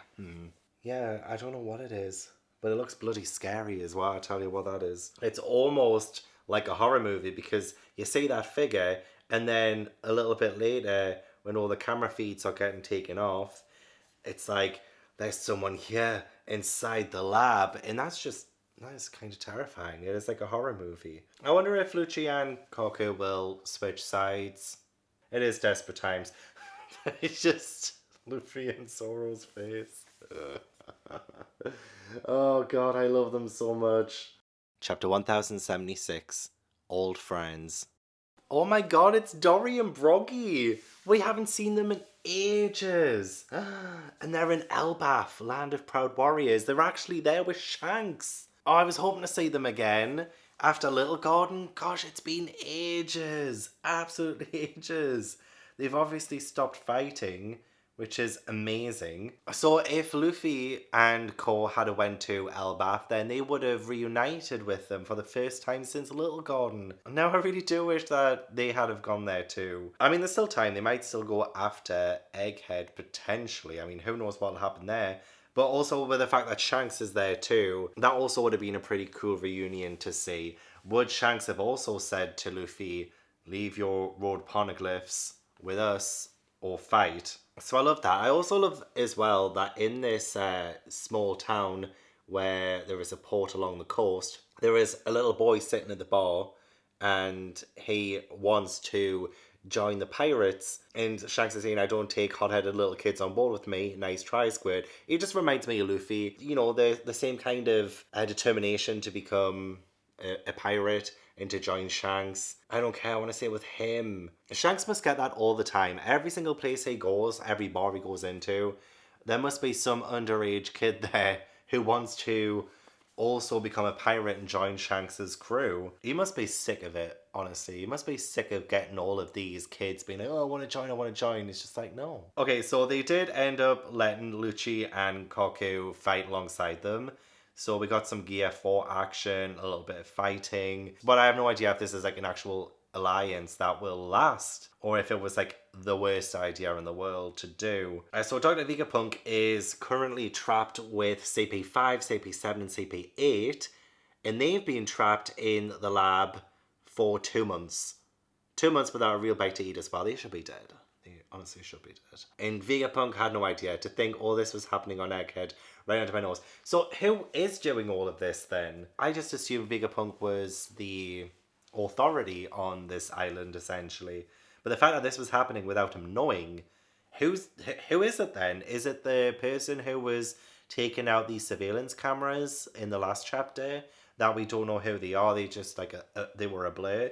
Is that them? Is that somebody who just works for the person who is behind all of the CP 5, 7 and 8 disappearances and keeping them prisoner? Like, what is this? That means trouble, and it explains one other thing. There shouldn't have been any way for the government to find out about the poneglyph research happening here. So somebody in Egghead has told the government about the poneglyph research. So now I'm smelling betrayal. There better not be another Conjaro incident, because I will flip. I'm just sick of being betrayed. Rob Lucci and Koku as well, a big reminder of betrayal. Back in Water 7, turned out to be CP9. Oh god, I'll never get over that. Betrayal after betrayal after betrayal. Chapter 1077. Should have noticed sooner. Oh my god, literally, why didn't Zoro say something sooner about his fight with King and the fact that the Seraphim are essentially like him? There's talk about Lunarian blood, and he's literally just, he's so casual. Oh, I didn't realise. In that case, watch the flames on their backs. Your attacks won't do damage unless the flames are out. And he literally lists all of King's notable features, and everyone shouts at him, you should have noticed sooner. Luffy, Koku, Lucci, hilarious. The fact that even they're just like getting in on shouting at Zoro for not realising sooner that this is vital information. I mean, to be fair though, I didn't even tell myself, which just shows you that I need to continue paying close attention to fights and battles and battle styles too, because that can obviously have a pattern and help with future fights too. So maybe I should have noticed sooner. I did like that Sanji has this Sanji Tushin, Article 1 of the Sanji Tushin. He who scares Nami gets death. Article 9 of the Sanji Tushin. He who makes Nami scream gets raw heat strike. So I do like Sanji's little Sanji Tushin thing. But oh my gosh, Usopp and Lilith have been turned to stone. Frankie is like half turned to stone. These Seraphim kids need stopped. They're so annoying, but so powerful. But maybe now that Zoro has shared the weakness, maybe now we will have some progress. But the very end, who shot Shaka? They find Vegapunk and the CP people, and then there's a gun, and they're shot. Hi, Tobu. Shaka's shot. He's been shot. Who just did that? I don't know. He's just been shot. Like, it looks like right in the head. And there's blood. Although I can't take freaking Vegapunk seriously without drooping tongue out of his mouth in the background. It makes it look so ridiculous. But Shaka's being shot? Shaka's being shot? Oh, nah. This person, whoever shot them must have been the ones who's been leaking the poneglyph research information, kidnapped all of the CP people. They must be freaking terrifying and scary and powerful. Is it someone we've already met? I'm trying to think if there were any clues to this person, but I don't think so. I mean, there probably most likely was, and I just totally missed them all. But Damn, this is like Who Shot Mr. Burns in The Simpsons? Who Shot Shaka? Chapter 1078, Escape Limit. Well, frickin' heck, York? York wants to be a celestial dragon? It kind of makes sense if she is greed. Isn't she? She was definitely greed. Yeah. So apparently she did go to Marijoa years ago. She probably saw how well off the celestial dragons lived. And that side of greed must have driven her to do this. Yeah, I was not expecting. I thought she'd been made into stone. She probably did that to get off the scent. So it seems like the seraphim of Boa Hancock must have unfroze York when I wasn't looking. I'm gonna have to go back through the pals now to see if I can spot the moment when she does that, if we see it. But that's insane. So yeah, that was a good little twist. For a second there, I actually had doubts on Atlas. I don't know why. I think it's because when she is with Chopper and Robin, she says, that reminds me, there's one lab that we used in the past, but that's been locked up for a while. I don't know why he might want to visit such a place, but ... It just seems so random. Like, out of nowhere, Atlas would suggest a lab that no one's used in years that's been locked up for a while. That came across as a little bit suspicious to me, so I assumed that maybe she was the one who had been ratting out the poneglyph research and stuff like that, but then again, she couldn't have shot Shaka, could she? Because she ain't there. She's with Robin and Chopper, so she couldn't have done that. Duh. But for a second there, it just seems like, oh, maybe. I mean, there is the potential that maybe Atlas is still a traitor too. It doesn't mean that there's just one. Maybe she's helping York. Is York acting solo? I don't know. I don't know who to trust anymore, to be honest.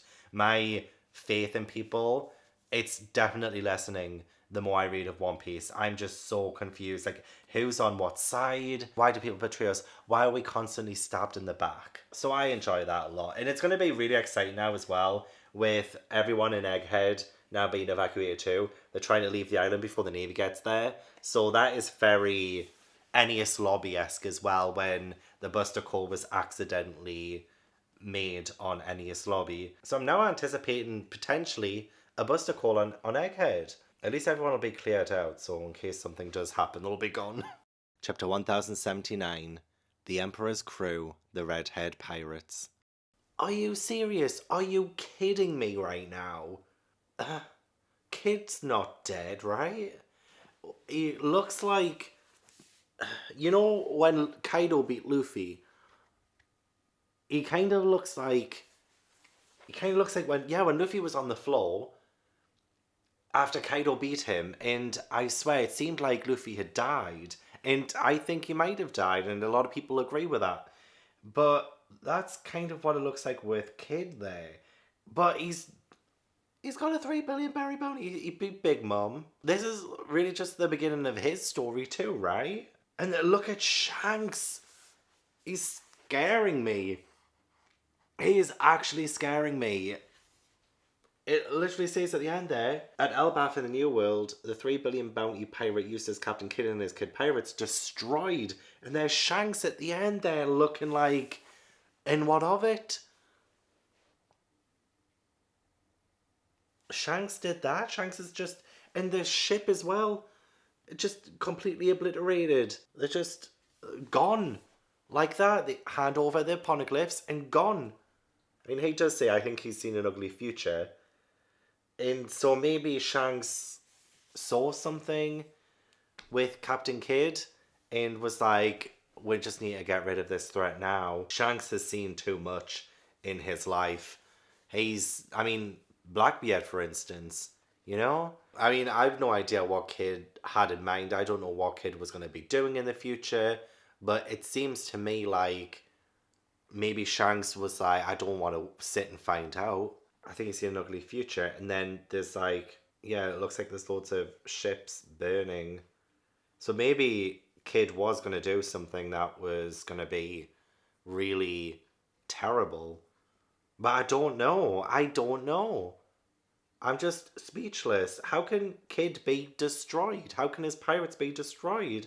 He's just set out on this journey after Wano. What? Is Kidd dead? Is that the end of the Kid Pirates? What? Yeah, you guys weren't kidding when you said like this arc is crazy. Because we also see York in how she navigated pulling the strings, like being the traitor essentially. But then she finds out the world government has decided to erase her too. So like her life is also on the line here. So like she has this plan in place, her plan of her own. She's telling the Seraphim to kill everyone except for her, Stella, and the people underground. And the Seraphim are just like obeying her. And that's part of the reason why they've been so like formidable in the past few chapters. And it has seemed like they've been on a rampage. So yeah, York has been behind so much of this. And also apparently there's a place in the lab that they're not supposed to destroy. I wonder what that place is. I just can't get over freaking Kid. I mean, I want to say poor Kid and stuff, but I mean, this was incredible, incredible moment. Divine departure. Whoa. Flippin' heck, that's incredible. So Shanks is not to be trifled with. I think this is like the first time I've seen him do something this terrifying. And a few of my channel members were telling me during the live show the other night that people think Shanks might be evil. Like that's a theory that people has.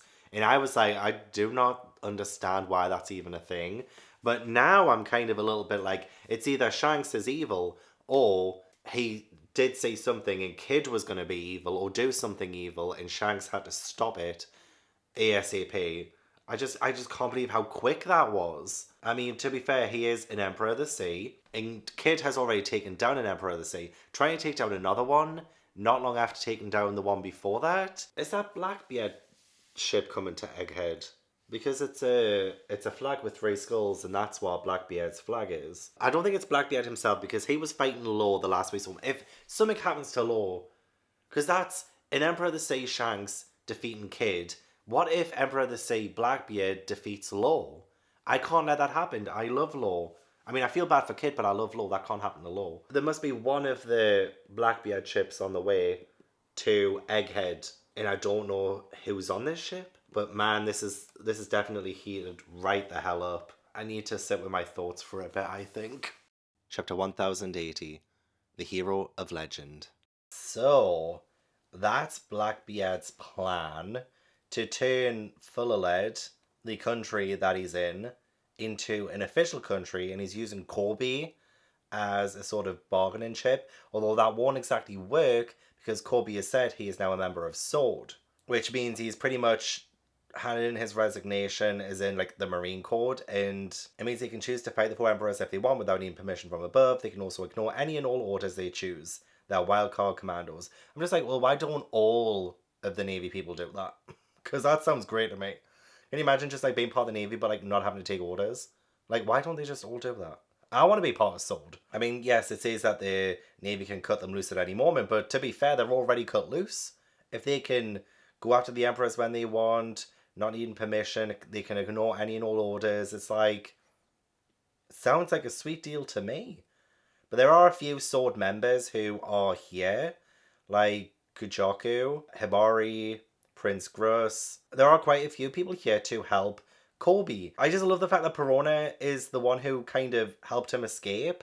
But she was like, as long as you get Moria, who's at the back. It's given more for Perona and her kind of bond with Moria, seeing him as a sort of father figure. And it just shows you that she's never stopped caring about him. So Colby was escaping, but it was the fact that Vice Admiral Garp comes in from the sky, a bit like how Luffy came in from the sky in Marineford, and Garp was looking at him. I think he was like enraged at the fact that Luffy had the audacity to drop in from the sky during this, huge moment in Marineford.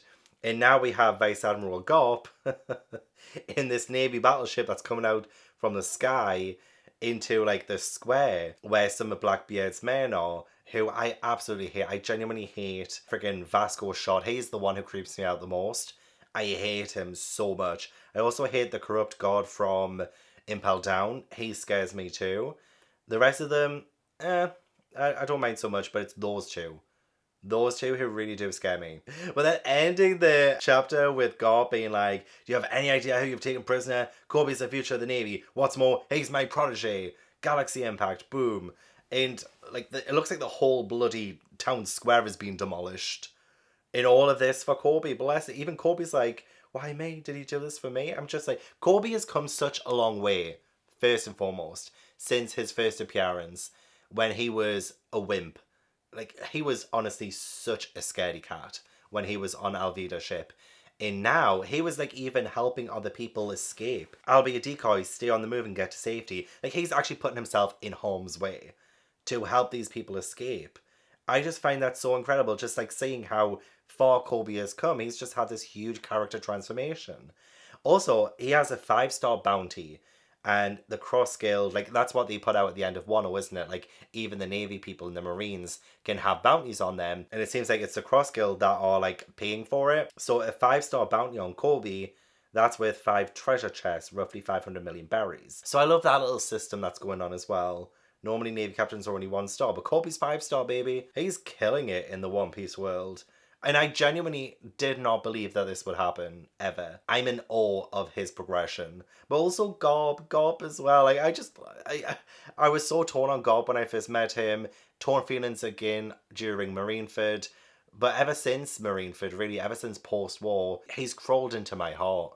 He has. He has crawled into my heart. And look what he's doing for Kobe. I wonder if there's like some semblance of guilt that, I mean, not that he could really do much during Marineford and saving Ace. Like, I genuinely don't think he could. At the time, I was just very emotional, but I don't think he could have. And he was even stopped at one point when it came to him, like, I'm going to kill you kind of thing. So, yeah, I don't know if maybe there is just like maybe a little bit of guilt and he wants to save Kobe like he failed to save Ace. But maybe it has nothing to do with that. Maybe he doesn't feel any guilt whatsoever. And does he need to feel any guilt? I don't think he should. But that sometimes doesn't stop people from feeling it anyway. I mean, we haven't seen the Straw Hats.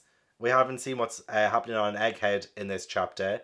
But ever since bleeding friggin' Kid in the previous chapter, all I can think about is Kid. All I can think about is Captain Eustace Kid.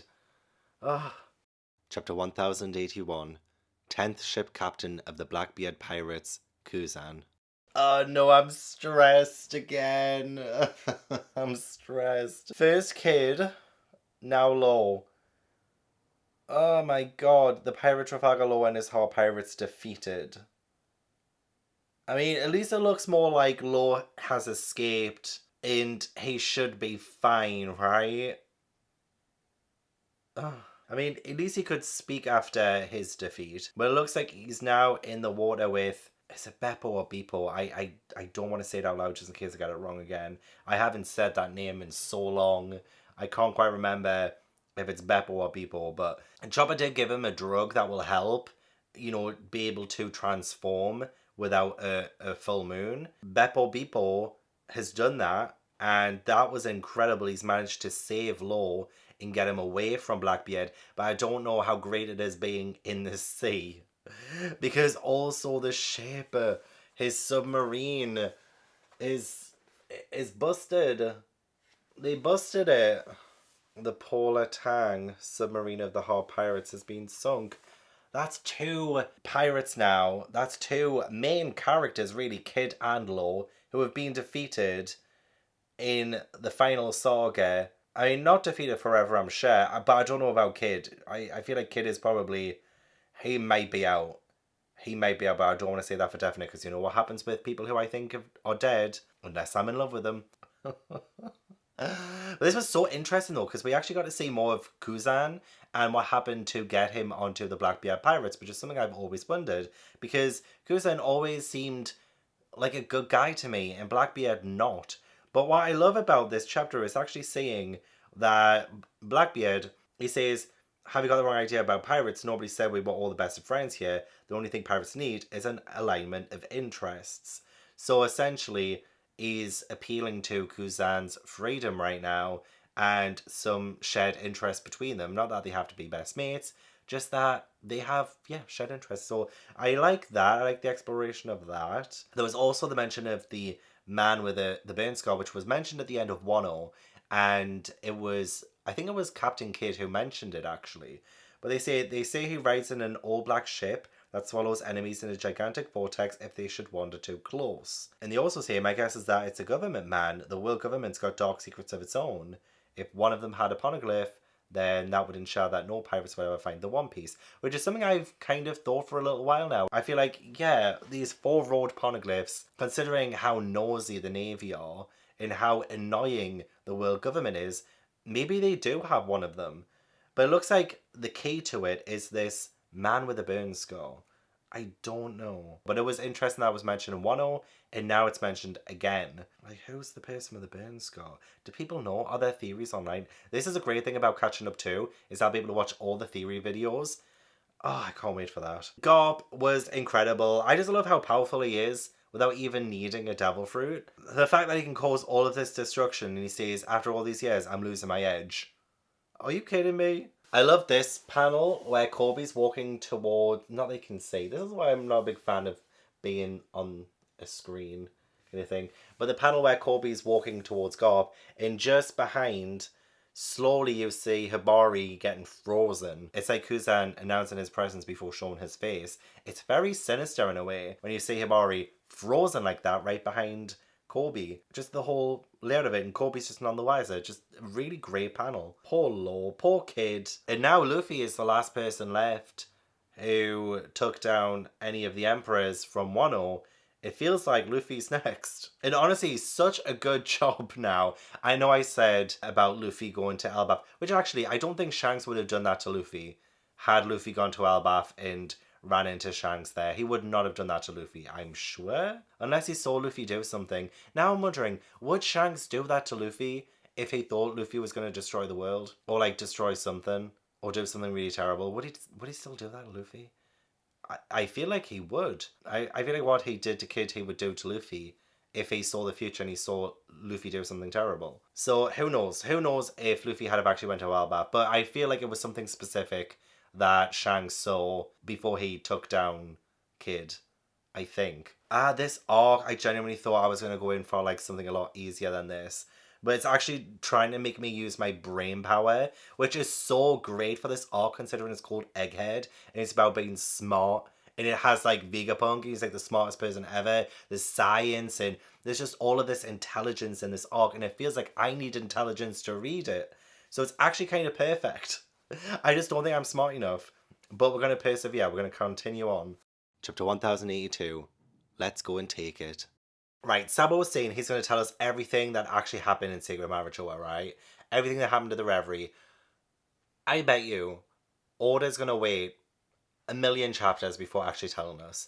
I bet, because we haven't been with what's been happening at Egghead for a little while now.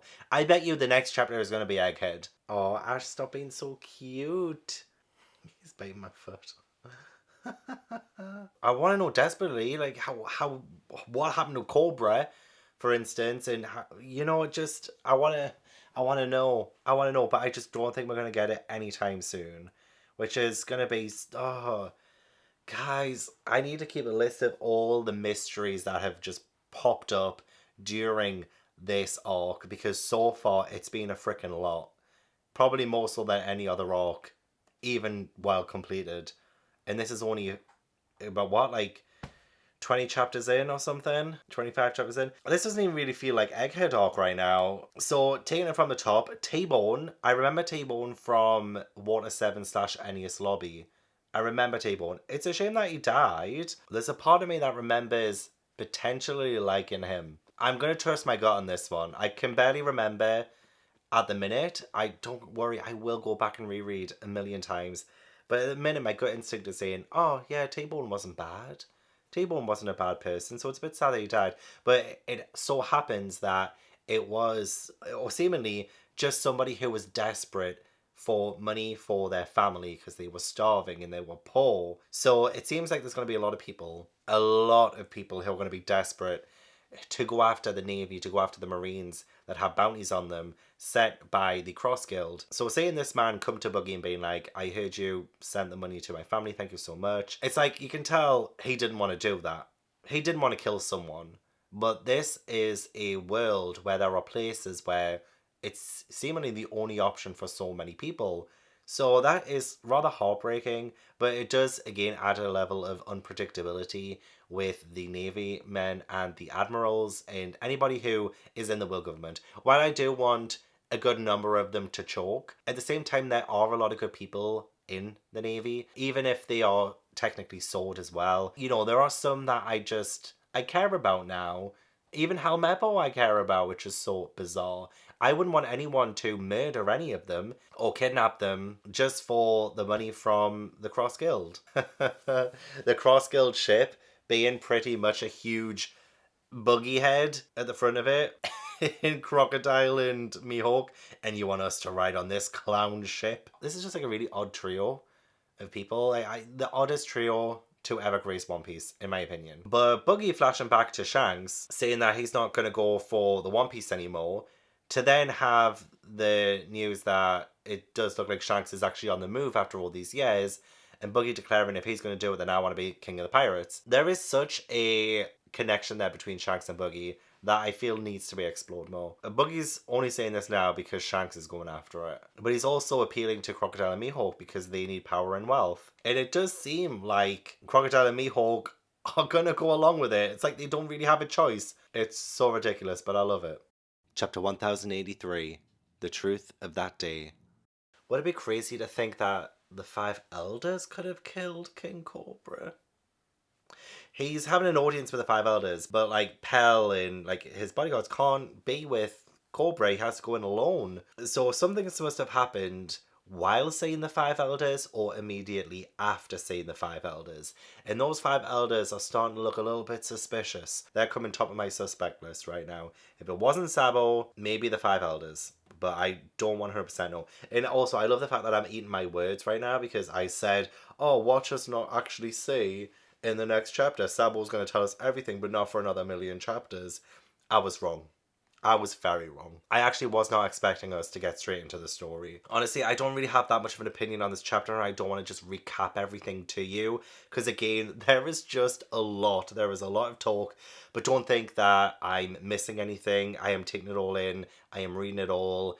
I just don't really have a whole lot to say about this chapter. Really great to see I've always in talking with Dragon 2. I love how they talk about things.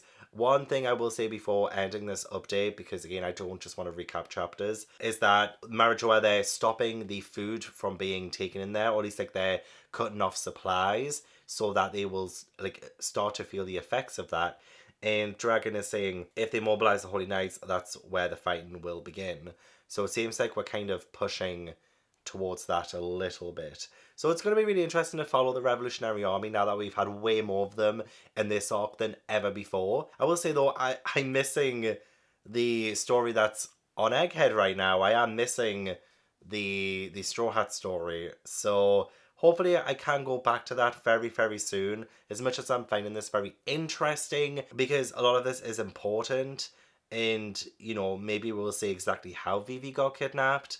Even though she has ended up on the airship, in Morgan's airship, like how did that come about? You know, like what's the connection there? Chapter 1084, The Attempted Murder of a Celestial Dragon. Is this why Cobra dies? Is it because he's so emo? And like this whole throne is supposed to be empty. It's supposed to be empty. No person is supposed to be sitting on it because there's no one ruler of the earth. And yet Cobra sees Emo sitting down on this throne. And he's asking about Lily, who is his ancestor from 800 years ago, but there's no mention of her. At least like what happened to her anyway. And he's no idea, and that's why he's talking to the five elders. He doesn't know what happened to her. And he's there to ask. And also to ask about the D. What is the D? There is a brief 800-year-old letter that she passed down through our line of kings. But then Emu was like walking up the stairs, and the five elders are like, oh, great Emu, but King Cobra is still present. It's in like, they've been trying to hide this. And Cobra's not supposed to say this. And even Cobra's like, what? And does Emo say Lily? What does their voice sound like? I want to know what they sound like. The anime won't be up to this part, unfortunately. But, like, I need to know what they sound like. I believe it's coming from their mouth. They're talking about Lily, I think. So Emo knew Lily? And obviously doesn't care that Cobra says... This is probably why he dies. If Emo doesn't care about him saying them... then they probably already have plans to kill him so that he can't tell anyone else about Emu. What in the world? I will say Sabo and Jewelry Bonnie getting together to try and save Kuma. Great stuff. And love that it ties into our present day Straw Hat storyline too. That Sabo had a hand in that. Although they haven't actually saved Kuma just yet. Kuma is working for Cholos still, and Cholos getting freaking head smashed in. Oh my god, that was so satisfying again. Tailhammer, Dragon Nail, boom.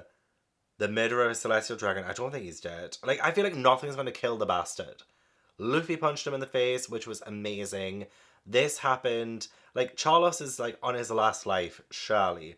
But I just don't think he's dead. What was the chapter called again? It was, like, the attempted murder, right? Yeah, the attempted murder of a celestial dragon. So I don't think he's dead, unfortunately. But yeah, just a little bit more of stuff. I love the fact that King Cobra helped to re-clarify certain things about the empty throne and the 20/19 swords that are in front of it. There was a great little kind of recap there through Cobra, which I really appreciated. Yeah, I'm just overloaded. I genuinely feel overloaded right now. Well, with the past dozen chapters, really, I just feel like it's been non-stop information. Not that it's a bad thing at all, it's just a lot.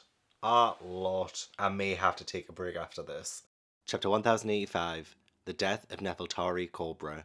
Well, freaking well, this arc literally just isn't letting us up, is it? At all. At all. I swear. What more can possibly happen? I'm glad we got some answers though. This wasn't a chapter filled with just questions. There were so many answers too. I mean, of course there were more questions to be had, but you know, we got King Cobra and how he actually got assassinated. It was the Five Elders, it was Emu, and the fact that the Five Elders and Emu can turn into these like shadowy things, that's kind of terrifying. But the fact that Sabo is also seeing Emu now, and now knows so much information too about Vivi and about Cobra and the Nefeltari line, the dynasty, and the Will of Day. I'm just like, Sabo is in danger, girl. Sabo's in danger. He knows too much, but the fact that he's able to tell Iva and Dragon now, knowing that he escapes the reverie and is able to tell someone else, that does make me feel a bit better because the information will spread. Emu, again, just like the eye. The eye. You probably can't say a single bloody thing right now, but the eye of Emu. But Vivi, Princess de Vivi? Wait, no, hang on, that's not right. Nefeltari de Vivi? I mean, what? And even Nefeltari de Lily? I mean, and also Emu might be one of the first 20. Like, I know the name Emu already, Cobra says, but it must be a coincidence among the first 20, and then Emu stops there. Is Emu still one of the first 20 after all of these years? Like, the first 20 who, like, created the world government? Is this really the same person? I mean, it could be a descendant, absolutely, but I don't know, there's something really sinister and odd and different about Emu that's really getting under my skin. Emu, oh my god, those eyes. Those eyes are really freaky. Thank God Sabo was there, because like, literally if it wasn't there, I feel like none of this information would have really been able to have gotten out. I mean, Wapol probably would have still saw, because that's another question answered. Why was Wapol with Vivi? We've answered that because Wapol saw King Cobra's assassination, ran off munching through the castle, comes across Vivi, who was kidnapped by CP0, including Khalifa, who we haven't seen in a while, and Wapol leaves with Vivi.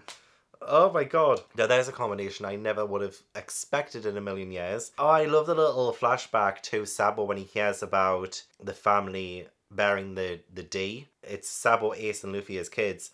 And Sabo says, you guys both have a D in your name? And I think Luffy says, like, you want a D, Sabo? No, as if anybody can actually just give somebody the D. As if somebody can actually give someone the name of D. You know, like, how does the Will of D even work? Like, is it on their birth certificate? How do you know if you have a D as your middle initial? Like, I still don't really fully understand the Will of D, and I'm sure, or like the name of D, I don't like fully get it. I'm sure we will find out for concrete soon-ish, by the end of the series, maybe. It might just be one of those elusive, mystical things that we might not know all of the answers to. But I'm just like, What qualifies for a D? My mind is continuously getting bloody blown with this arc. I swear to God. And we're not even on Egghead. That's the thing. I feel like we've spent more time elsewhere. I just, it's, what is going on? Which is something I continuously keep saying, but I just, uh, I love the fact that we're getting more emo though. I mean, this might be the end of the emo flashbacks or, Sabo telling his story about what happened, but I already enjoy the fact that we got more of them. I hope they still remain quite mysterious. I think the less we know of them, the better. It's one of those things where if we learn too much about a foe or a bad guy or a villain, the more we see of them, the less scary they become. And I feel like that kind of happened with Kaido for me. I was terrified of Kaido to begin with, and he was still scary until pretty much the end. But like my fear of him lessened the more we saw of him, which is obvious. Obviously, that was going to happen. But I hope Emu remains elusive. I hope we do get bits of them here and there. But I do hope that they remain a mystery for as long as possible, because I just feel like that's what makes them that more terrifying. So I'm very excited to know gradually about the poneglyphs as well, because the relics called the poneglyphs have been scattered across the world, and that was because of Nefeltari de Lily. I mean, Emo says if not for Lily's mistake on that fateful day, the poneglyphs would not have been scattered across the world. Was it a mistake? Was it intentional on Lily's part? I don't know.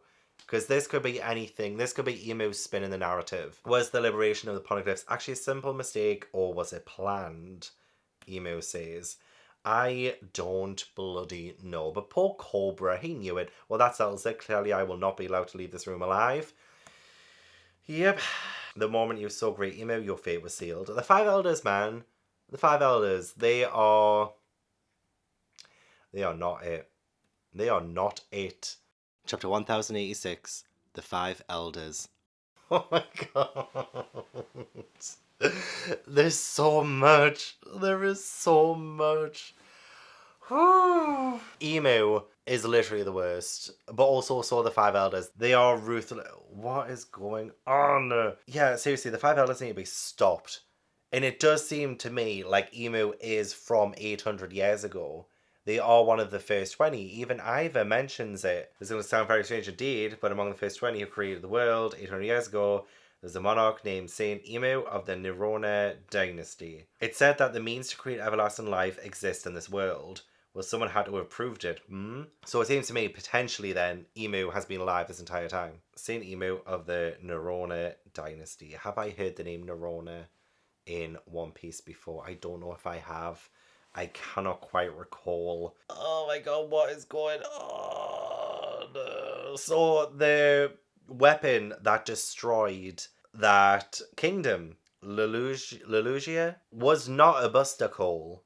It was not a Buster Call. It was Vegapunk's creation, the Mother Flame. I mean, it did seem to be a lot different to a Buster Call. A Buster Call is totally different because it's all these like Navy ships exacting like bombs and explosions and all of this, that, and the other. This was totally different. I should have known that, but I just didn't think anything else could destroy an entire island.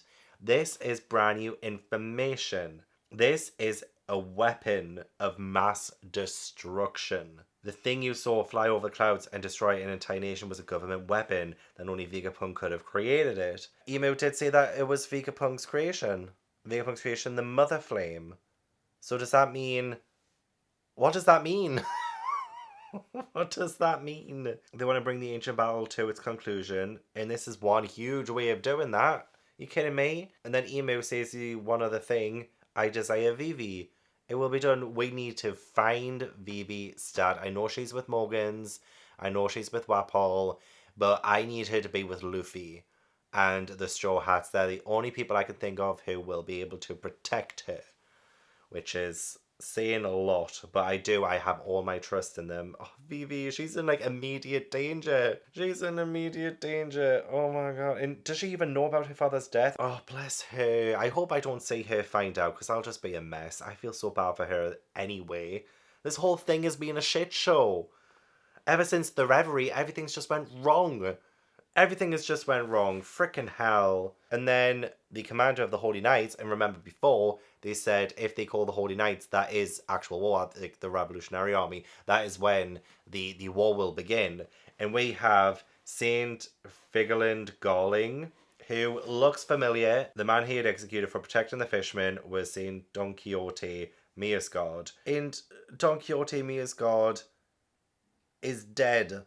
I don't know why, but it's that moon-shaped face. Like the hair like a moon and the beard. He looks familiar.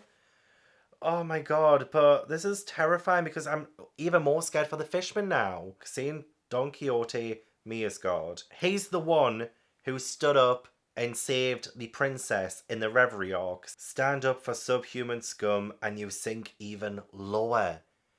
This racist shit is so terrifying that this is what they're gonna do. The man who passed the sentence was a dominating figure who once distinguished himself at a place called God Valley. The island that disappeared. Vanished off the face of the earth as well. Miasgard. He was a celestial dragon himself. Why can't Charlos be the one to die? This is mental. This is actually mental. The Mother Flame. It is closed. Emu. I hope this is the last we see of Emu in this arc because they're terrifying me. Everlasting life. I know Law can also bestow on someone everlasting life, right? At the cost of his own life with his devil fruit. But I don't think that's ever going to happen. At least I hope it doesn't because I don't want Law to die. Oh, who knows what's happened to Law right now? Oh, I should not have caught up with One Piece. I definitely feel like we need to get back to Egghead. I need Vegapunk to answer for this Mother Flame thing.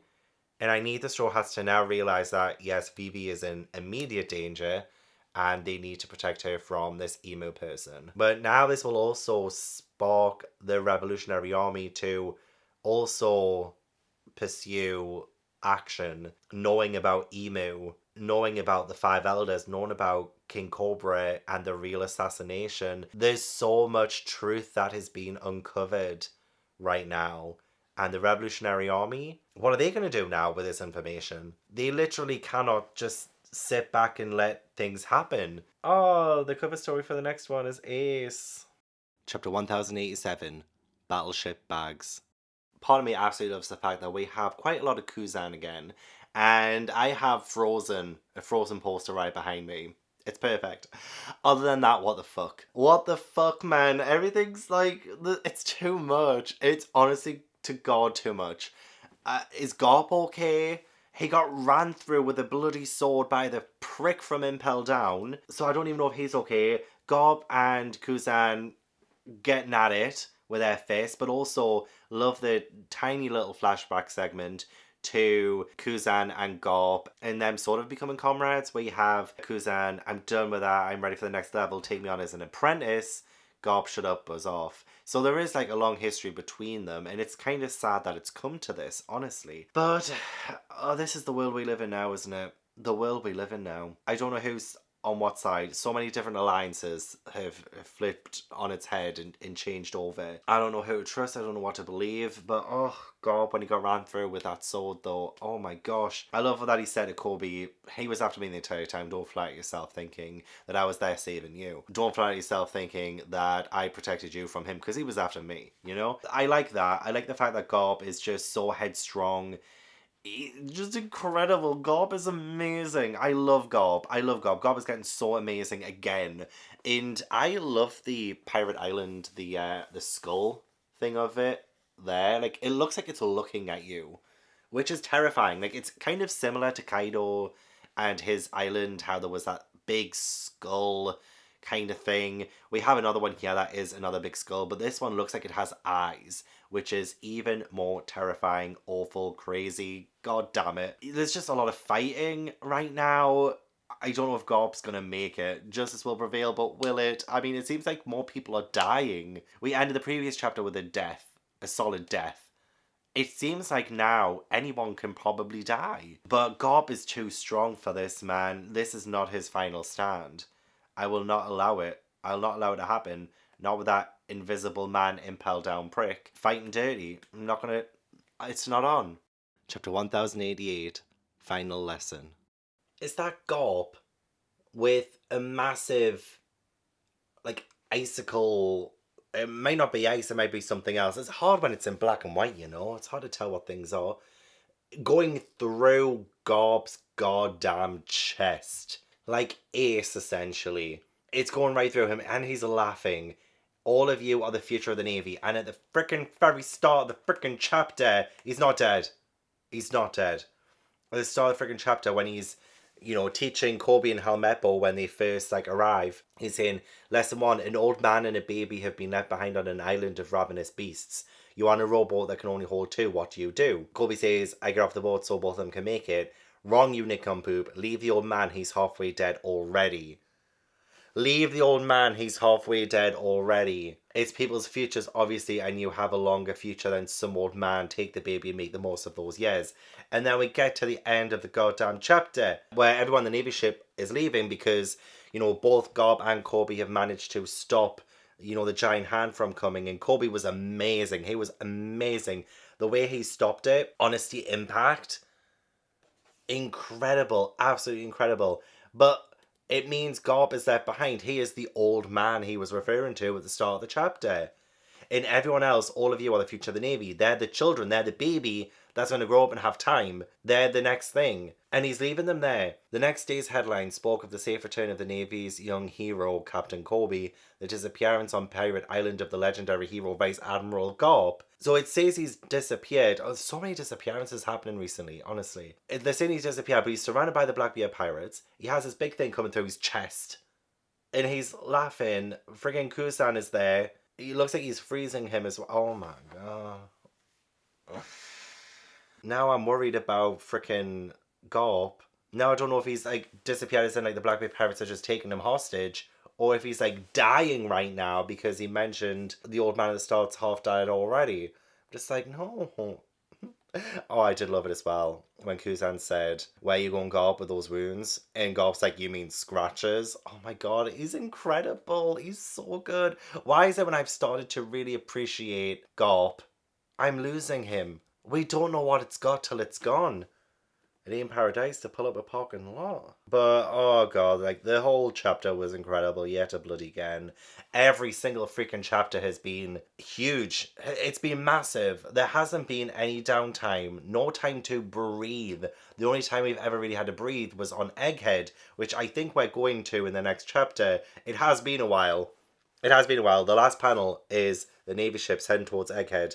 The incident in which Straw Hat Luffy, Emperor of the Sea, barricaded himself within future island Egghead. So I feel we will be going back into Egghead. Hopefully there's going to be some kind of bloody breather.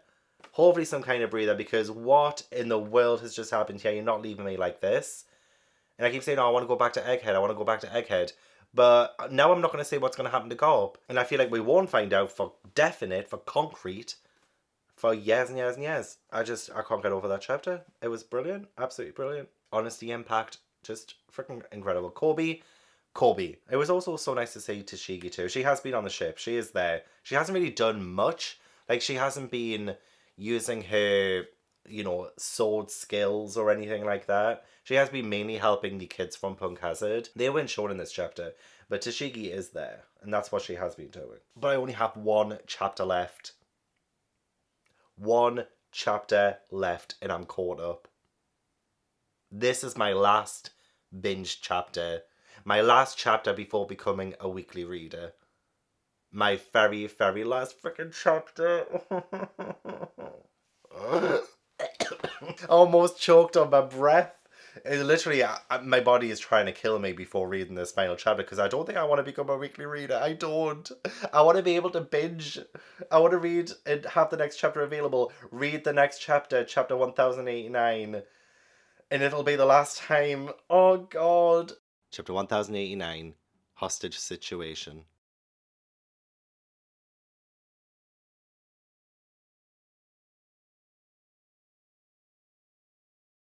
The date is Tuesday, 8th of August. The time is 12:24 a.m. And I am going to live read my final chapter before becoming a weekly reader.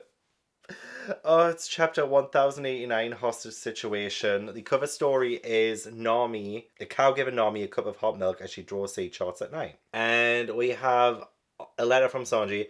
The stars are so pretty tonight, just like you, Nami. Shall we stargaze together, Sanji?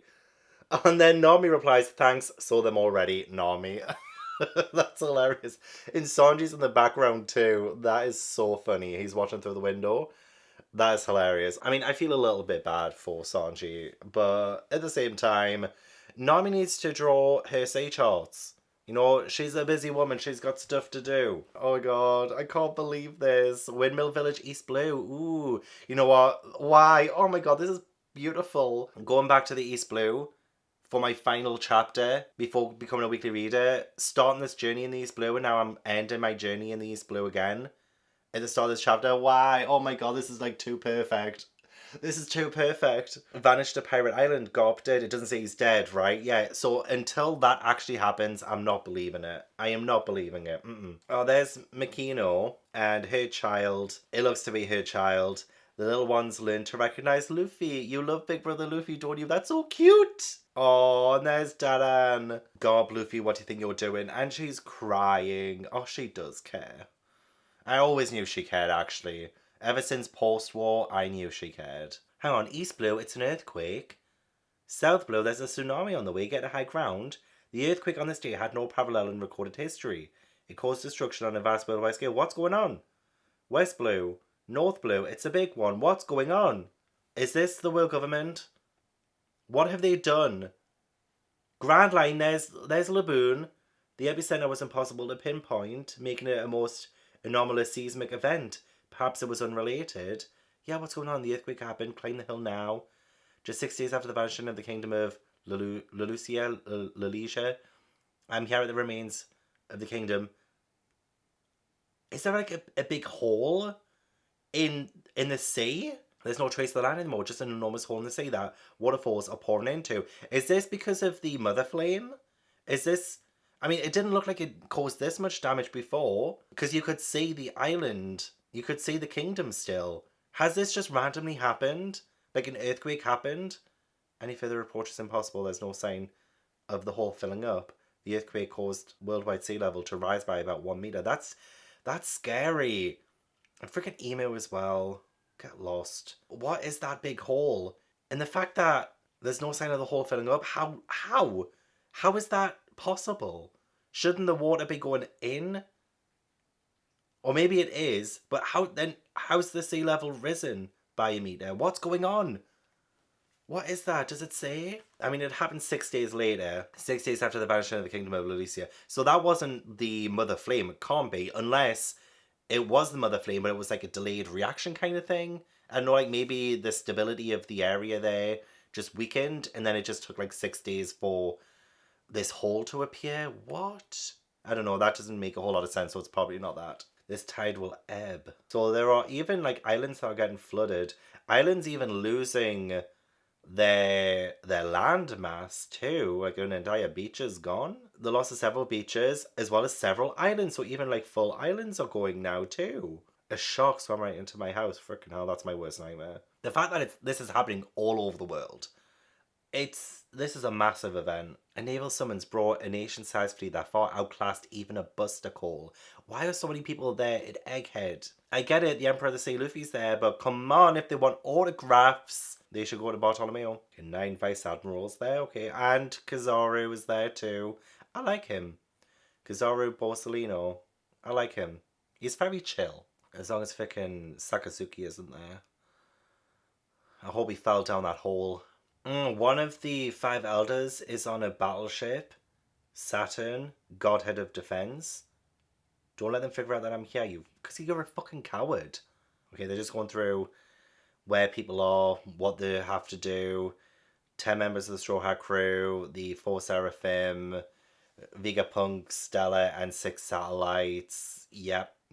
Cypher Paul agents. These are all the people who appear to be locked in, yeah. Why is an elder there, though? Is it because of the idea of the void being researched? Okay, so the research staff and technicians who worked on Egghead all evacuated the island yesterday. We've got the coordinates, and if they know too much, sink them. They'll probably sink them anyway, even if they don't know anything. And this Saturn person is underestimating Jewelry Bonnie here, because they're talking about the fact that Kuma's daughter is there, and he says, she has no more benefit to us, leave her there, she's just a girl. He's underestimating her. I feel like that's going to bite him in the ass. Never underestimate someone in this world. Oh, they're talking to York, the Admiral, the Hall of Power. Hello, this is York. Why are you trying to kill me too? when you only know about the Stella's betrayal? Because I told you. So that York is the one who told the five elders about the research being made, which kickstarted this whole thing in the first place. When you only know about the Stella's betrayal because I told you. If I had any interest in the White Century, I wouldn't have told you about this. She has a point. They're asking York if she can create the Mother Flame too. I'm glad I sent it to you. York was the one who sent Vegapunk's thing, so Vegapunk didn't even send it. He didn't even make it for them. York actually sent the Mother Flame to them, and they used it to eliminate that entire island. That was York. Look, I don't care what bullshit excuses York has about wanting to be a celestial dragon. Maybe she wants more. Maybe she isn't getting what she needs right now. This bitch. Promise me you won't hurt me or the lab and make me a celestial dragon. Then we've got a deal. Understood, it will be done. First thing I want you to do is come save me before Straw Hat Luffy kills me. Oh my god. Wow. She cried on the phone. After everything you've just told us, you're an awful person. You've sent that freaking Mother Flame to them. What in the world? Just for your own selfish gain? Oh my god, she's a little brat. And there's all the Straw Hats, and even CP0, watching her. We'll use her as a shield to escape. It's like a damn hostage situation. What's going on? I wish I knew what was going on too.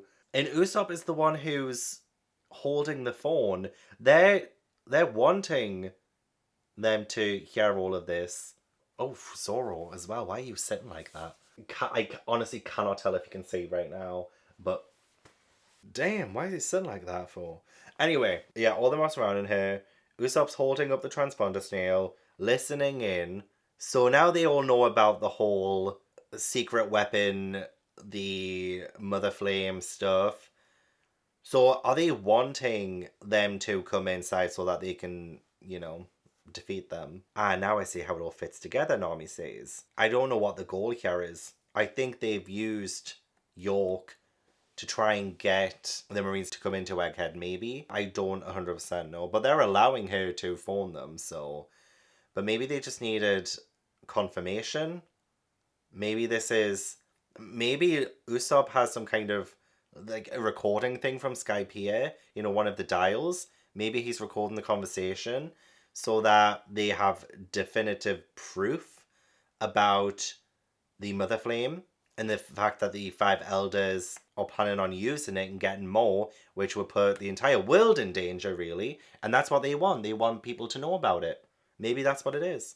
Oh my god, no! I've finished! I've finished. There's no new chapter. Tuesday, 8th of August at 12:40 a.m. I have caught up to One Piece. I am now a weekly reader. I'm actually caught up. After 11 months. Well, more like 10 and a half months, I think. Yeah, I would probably say 10 and a half months it's taken me. It's the 8th of August, 12:40 a.m. That is, I think, 10 and a half months. And I've caught up. I've caught up to One Piece. I can't believe it. I've got no more chapters to read. I'm so sad about that. But thank you so much for joining me. Thank you so much for watching the video. I really appreciate it. Don't forget to leave this video a like if you enjoyed and subscribe if you haven't already. Leave all your comments down below. Let me know what you thought of the video. Let me know what you think of Egghead so far. Up to chapter 10,089. Chapter 10,090 might have come out by now by the time this video goes up. I do not know. Fingers crossed it hasn't, because I want to be able to be totally spoilerless until I can actually read that chapter myself as a first time weekly reader. But yeah, leave all of your thoughts down below for everything else. I want to give a huge thank you to my patrons and my One Piece channel members for supporting my channel. If you'd like to join my Patreon or my One Piece channel membership, then all the links are down in the description box. But yeah, I hope I will see you in the next video. Bye!